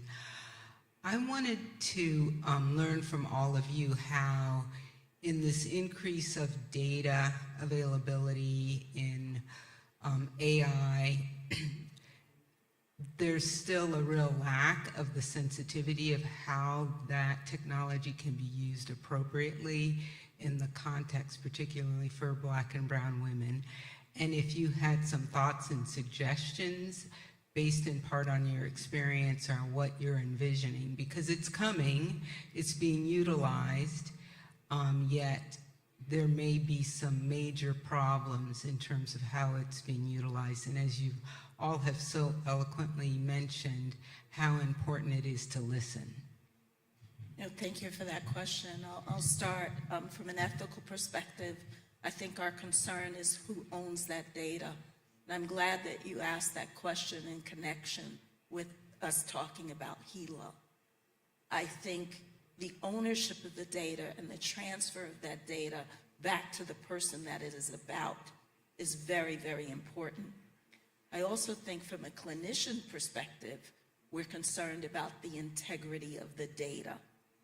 When we've always collected data about fetal mortality, and now how is that material being used in this context, especially when key places that we look for trusted data are now being controlled in different ways. So I think you're right. I think it's coming. I think we have to engage the community and how we're using it so that there's trust. And I think we need ethical safeguards to make sure that whoever's data is building those algorithms, that they have access to that data and own their own data. Right, we use a bridge. In my organization, we do have the ability to, in the exam rooms, have AI there present, and I always explain it to the patient. If you don't mind, I'm gonna, use this to collect, the information so that I can listen. And so I think it's very helpful for me to, with my note taking, with my, everything, but in 24 hours that disappears, that information. So it's not logged, it's not kept, I don't have any patient identifiers in there.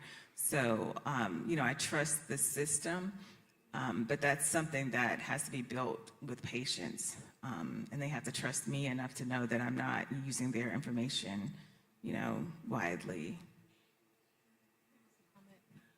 So I am really concerned about what goes into the algorithm.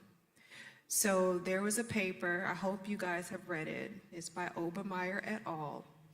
And basically what he found was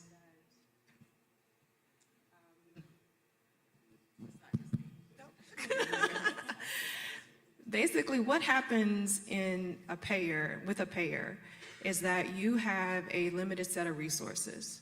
So everybody uses an algorithm to determine who is high risk, moderate, or low risk. Those folks who are identified as high risk are offered additional services. So that's how it goes. So what Obermeyer et al. Were able to show was that the way that the algorithms were built folded in bias to the tune of, some obscene number of folks who were sick, who were not even placed in the correct category. The absence or that harm of not placing primarily Black folks in the high-risk category meant that they were never even offered the services that could improve their health outcomes. So what we're doing is figuring out, how do you build the correct algorithm in a way that incorporates ethics, in a way that is intentional about auditing bias, so that you know that there's bias everywhere, but there's a type of bias that causes harm. We want to root out the kind of bias that causes harm, make sure that it is not incorporated into our models, and then be able to accurately predict the folks who need high-risk care so that they receive the type of services that can help to advance their health outcomes. Next question. Good morning, everyone. Thank you so much for providing your perspectives in your different areas on this panel. I'm Dr. Erica Morris. I'm one of the PGY4s at Morehouse School of Medicine. So my question is actually a twofold question. One, I think that we have this great task of trying to combat maternal health disparities. So it doesn't just start from one side. It has to incorporate us all. And when I think about this, I think about it in two folds. One, we need to establish trust from our patients. And so my question for Anjali is just, or more of like a statement, just giving your perspective on how you have helped, or your midwives have helped navigate that trust, especially when your patients are coming from the birthing center needing to transition to higher acuity care in the hospital setting, and how do we establish that trust with them as now they're providers in the hospital system, as well as the second part, I think we need buy-in from other subspecialties as well, like other specialties, especially given that cardiovascular health is #1 in killing Black mothers, especially in the state of Georgia. So how do we get that buy-in from other specialties, cardiology, pulmonology, when we need a multidisciplinary team taking care of our moms? Thank you so much for that question, Dr. Green, and you're incredible. This world is very lucky to have you as an incoming OB. So I know that I still have challenges in establishing trust with patients, so going from, a community setting where they feel safe and then, into the hospital setting, I get questions of, your patients are refusing things, they're not wanting an IV, they're not wanting Pitocin, why are you not preparing your patients enough? And we struggle because we're like, no, we're trying to, but at the end of the day, like I said before, it's change happens, at the speed of trust. And so as providers, I think #1, it's really important, like you mentioned, that we need to understand our own history and how did we get here, right? I think originally Michelle Browder was gonna be here, when this panel was back in February, but go to Montgomery, Alabama, see the statues of the mothers of Lucy, Betsy, and Anarcha, go to the Legacy Museum, read Medical Apartheid, these are things, and I understand that learning about inequities and learning about racism is not always from a book. It's from establishing relationships with the people that you serve, the people that you commune with, that you eat, meals with, that you break bread with.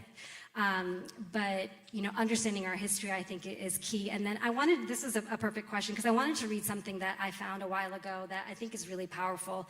And it's this, the bias, like you mentioned, is everywhere. But this whole concept of patients being non-compliant, right? So I just want to take a quick minute. So maybe I'm not compliant. Maybe I am not feeling safe with you. Maybe I'm not feeling safe in general. Maybe you are not hearing my concerns. Maybe the modality you are using is more harmful than helpful.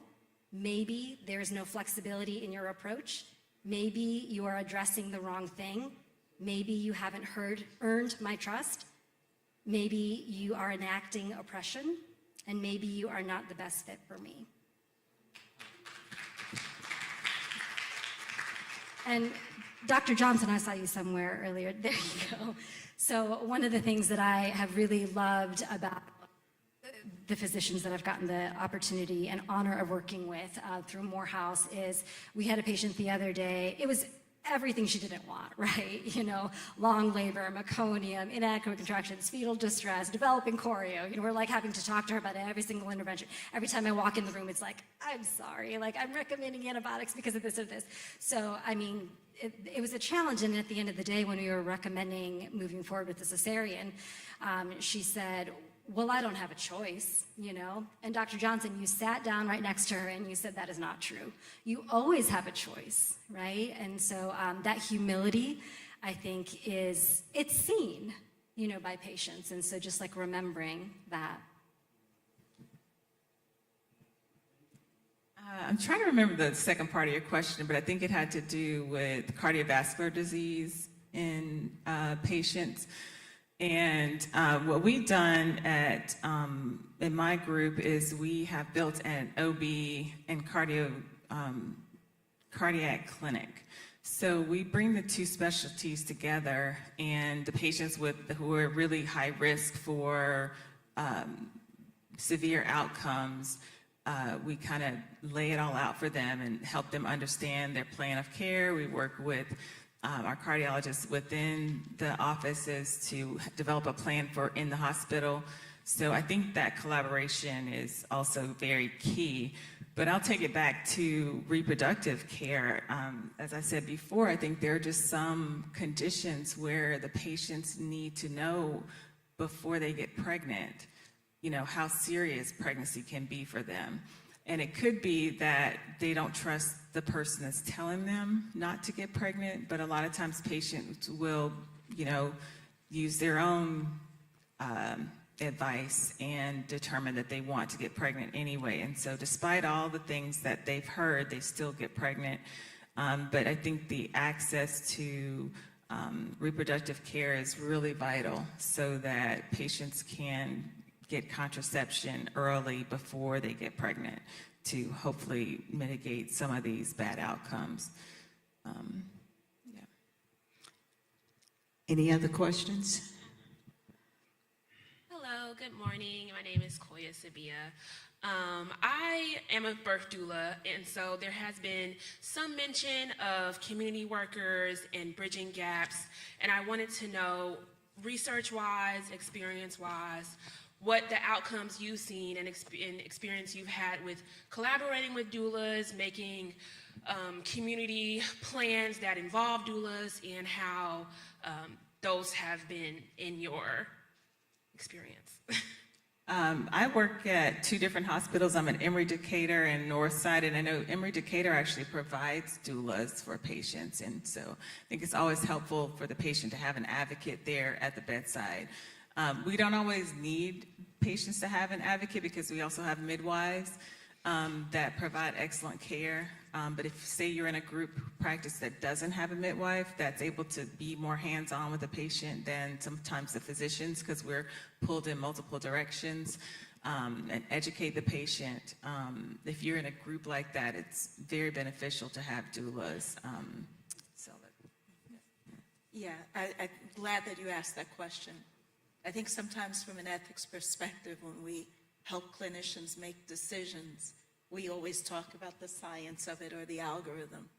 You know how people make decisions? Emotionally. So there's a lot of research that having a doula helps a woman in her emotional state go through the childbirth, and the outcomes are better. And yes, there's a lot of movement towards grants in this state and in the nation and abroad to help support doulas as community health workers, again, getting to women where they want to be and as early as we possibly can. We haven't made a lot of conversation about how important it is for women to engage with a provider as early in their pregnancy, even prior to the pregnancy. And there's a lot of research that supports that doulas aid that as well. I would never give birth without a doula. And I haven't. You know, we get a lot of questions about, you know, oh, what was the difference between a midwife and doula, right? And then also, well, I don't need a doula, I have a midwife. No, no, no. You deserve both, right? And I understand that there are some people that say, you know, I'm a very private person, you know, I really don't want extra people in the room. And that is your choice, right? It is always your choice. But the research is there, right? And so it's similar to some of the midwifery research, right, in terms of like the benefits.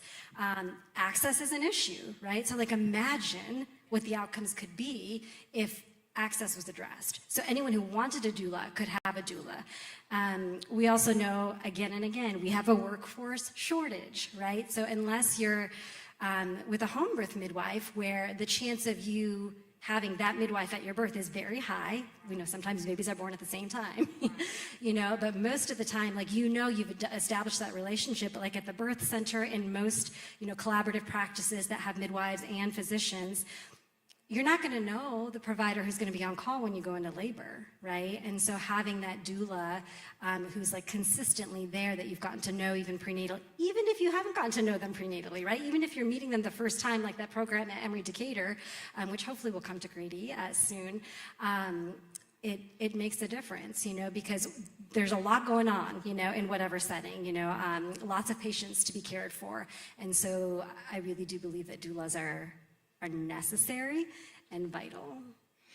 Thank you so much for all of these thoughtful questions, and thank you to our incredible panelists. Let's give them a round of applause for their insight, and to all of you for engaging in this important discussion. Together we can turn these ideas into action and make strides toward achieving equity in maternal health.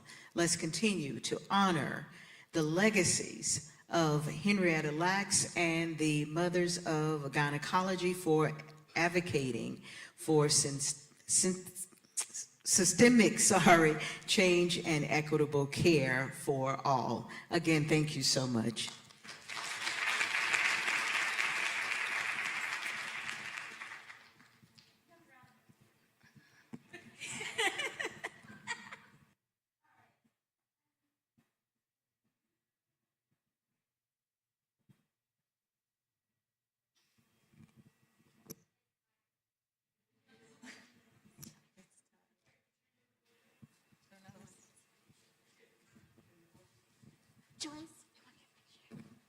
Hello? Hello? I don't know, is that working? All right. Another round of applause for our amazing panelists and moderator on this amazing panel session. And I appreciate the diverse thoughts and backgrounds that all these individuals have. It would be amazing if we could have doulas and navigators and everybody on a panel so that we can all have this fruitful discussion on how we can all work together and be able to provide every patient with that pregnancy cocoon pregnancy model that Kaiser has. Next up, I want to introduce one of our amazing second-year OBGYN residents with Morehouse School of Medicine, Dr. Autumn Acklin, who is going to be giving us our call to action and what we need in order to make change.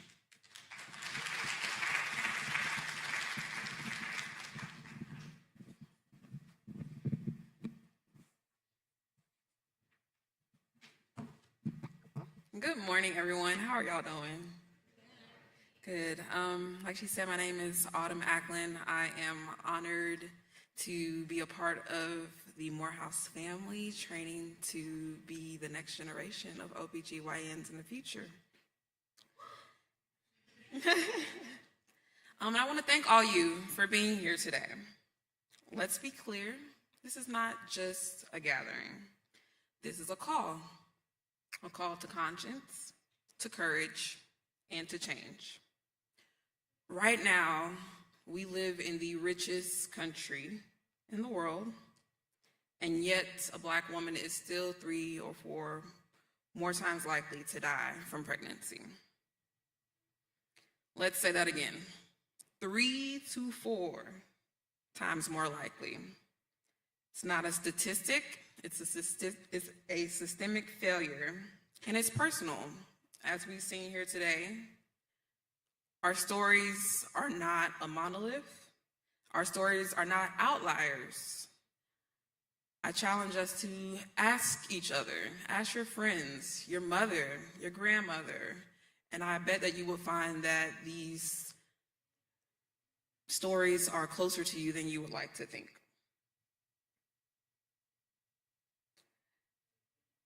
Racism in medicine, systemic neglect, and a healthcare system, it's all too often avoiding seeing us as humans. And I challenge us to be the voice and the catalyst for change. Let's be honest, it's not just high blood pressure, it's not just hemorrhaging, it's bias. It's racism, it's poverty, it's not being able to get to your doctor's appointments, it's having to work and choose between eating versus showing up on time to hopefully get the care that you deserve. It's hospitals ignoring pain. It's insurance systems gatekeeping care.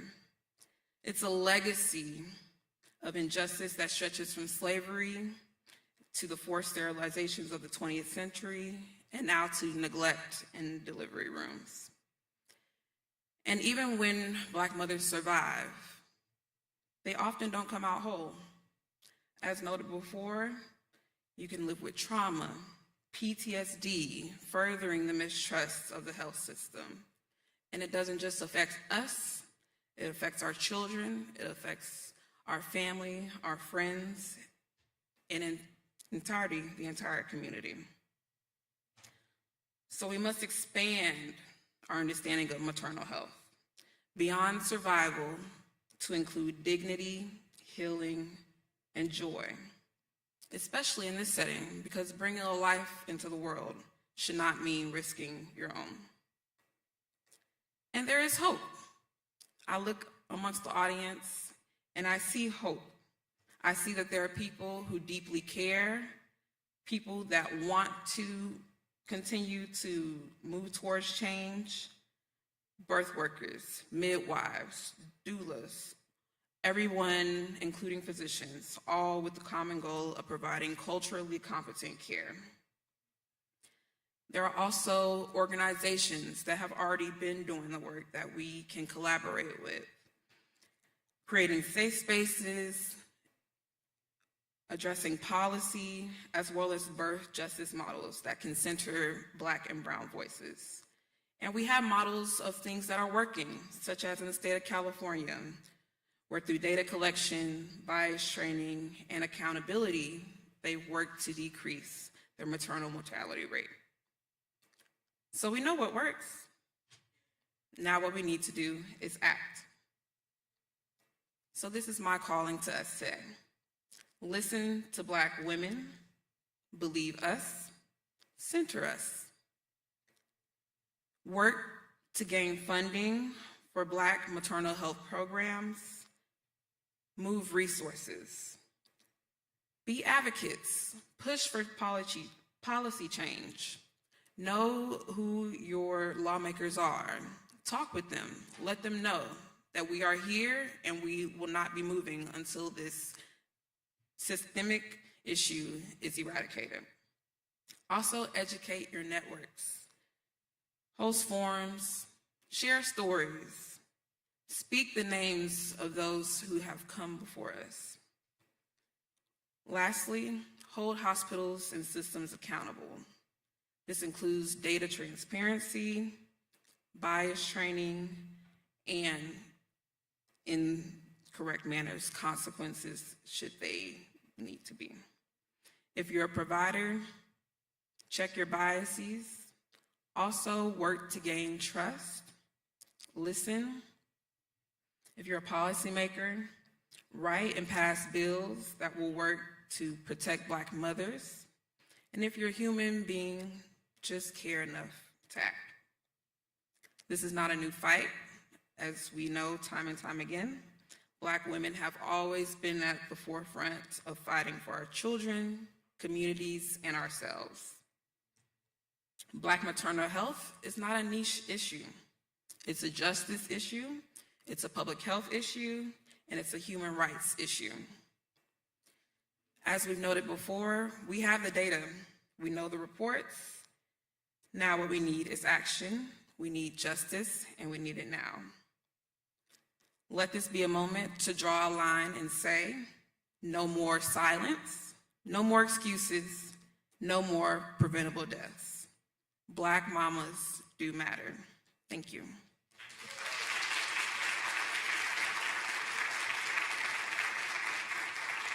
My heart is just beaming with so much pride. Look at our future, and also future MFM. All right. Thank you again so much for that powerful call to action, Dr. Ackland. Last but not least is an individual who needs no introduction. She is an amazing leader in this space who gives selflessly to this cause, who's truly an inspiration. With great honor and privilege to introduce Dr. Natalie Hernandez-Green, our Executive Director of the Center for Maternal Health Equity.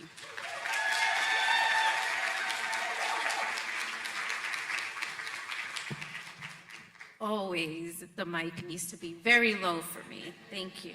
And I'm wearing heels. But good afternoon, everyone. I'm Natalie Hernandez-Green. That's not my picture. But just thrilled to be here and have the honor of being a part of one of the best centers at Morehouse School of Medicine, the Center for Maternal Health Equity.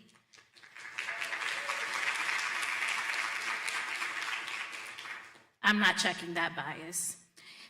We were founded 5 years ago with the mission to cultivate health justice for all people through community-led research, education, and advocacy.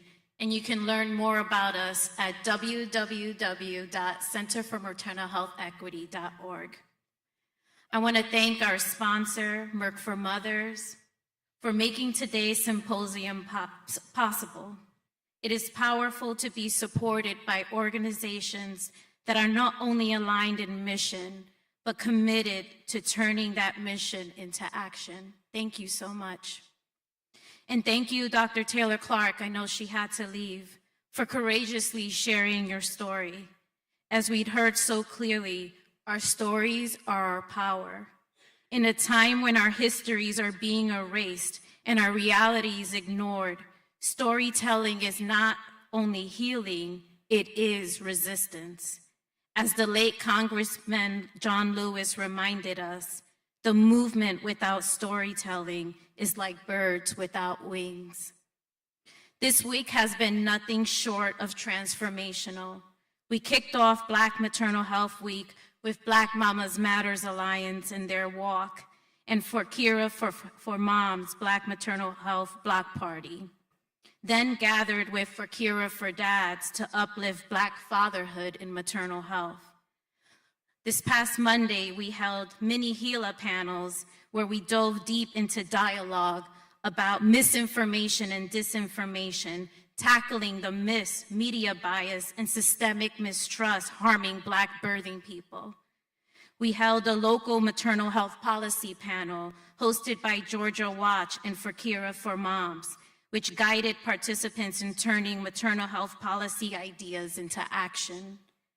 And then we held a maternal mortality and the aftermath panel in partnership with the Dr. Shalon Maternal Health Action Project, which honored the legacy of Dr. Shalon Irving as well as others and explored the lasting impact of maternal mortality on families. Today, during the symposium, all remarks, panel, and every voice reminded us that these are not just statistics. They are our daughters, our sisters, our cousins, and friends. The theme of Black Maternal Health Week, which was established by the Black Mamas Matters Alliance, is healing legacies, strengthening Black maternal health through collective action and advocacy, and that rang true in every discussion. As we close today's HeLa's convening, let us ground ourselves in the powerful truth that equity in maternal health requires more than communication and conversation. It demands action, accountability, and courage. We must advance solutions that are inclusive of midwifery care, doula care, community-rooted models, and culturally aligned practices. We must hold Medicaid managed care organizations accountable, not just for the outcomes, but how they show up for Black mothers and birthing people. And we must not shy away from the ethical obligations this moment requires to rebuild trust, confront the historical atrocities that continue to shape health inequities, and center the lived experiences of those most impacted. Maternal health disparities have persisted for over 75 years, and that must end now. We cannot afford to wait. Clinicians, remember your oath. Community members, you are our ancestors' wildest dreams. Academics, move knowledge into action. And to funders and philanthropists, now is not the time to pull back. Invest in the Black-led, community-rooted organizations who have been doing this work against all odds, while others are terminating the very work we fought tirelessly to build, scaling back or pulling funding in response to the current political climate. We will not be deterred.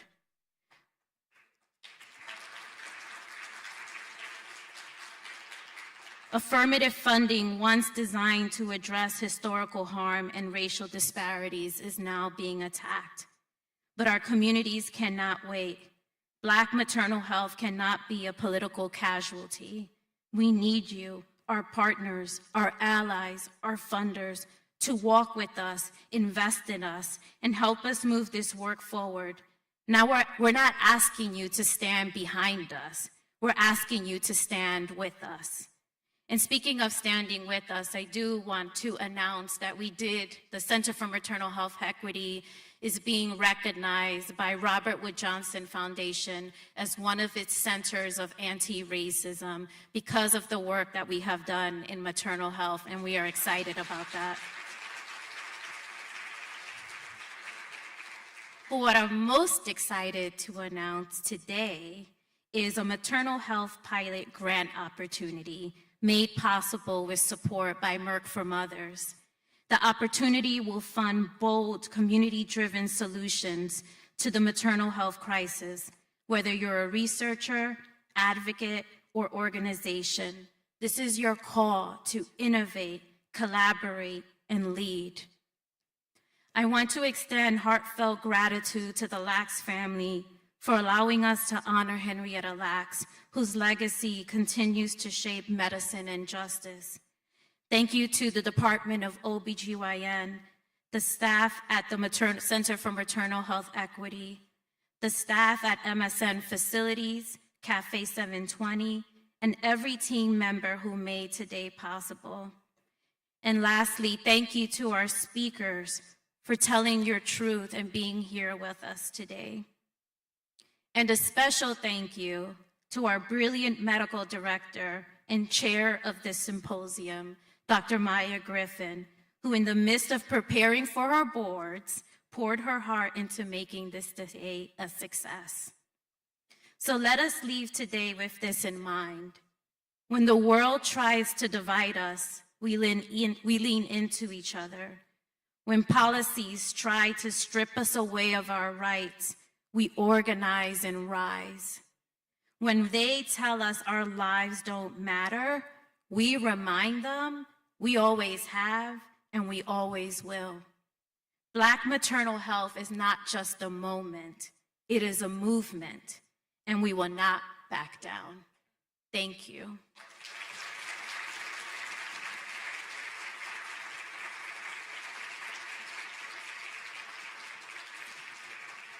Lastly, for those of you who are seeking CME credit, we want to instruct you to register for CME at the registrant table to claim your CME, and this is the activity code. Thank you again. and join us outside for a reception. Thank you.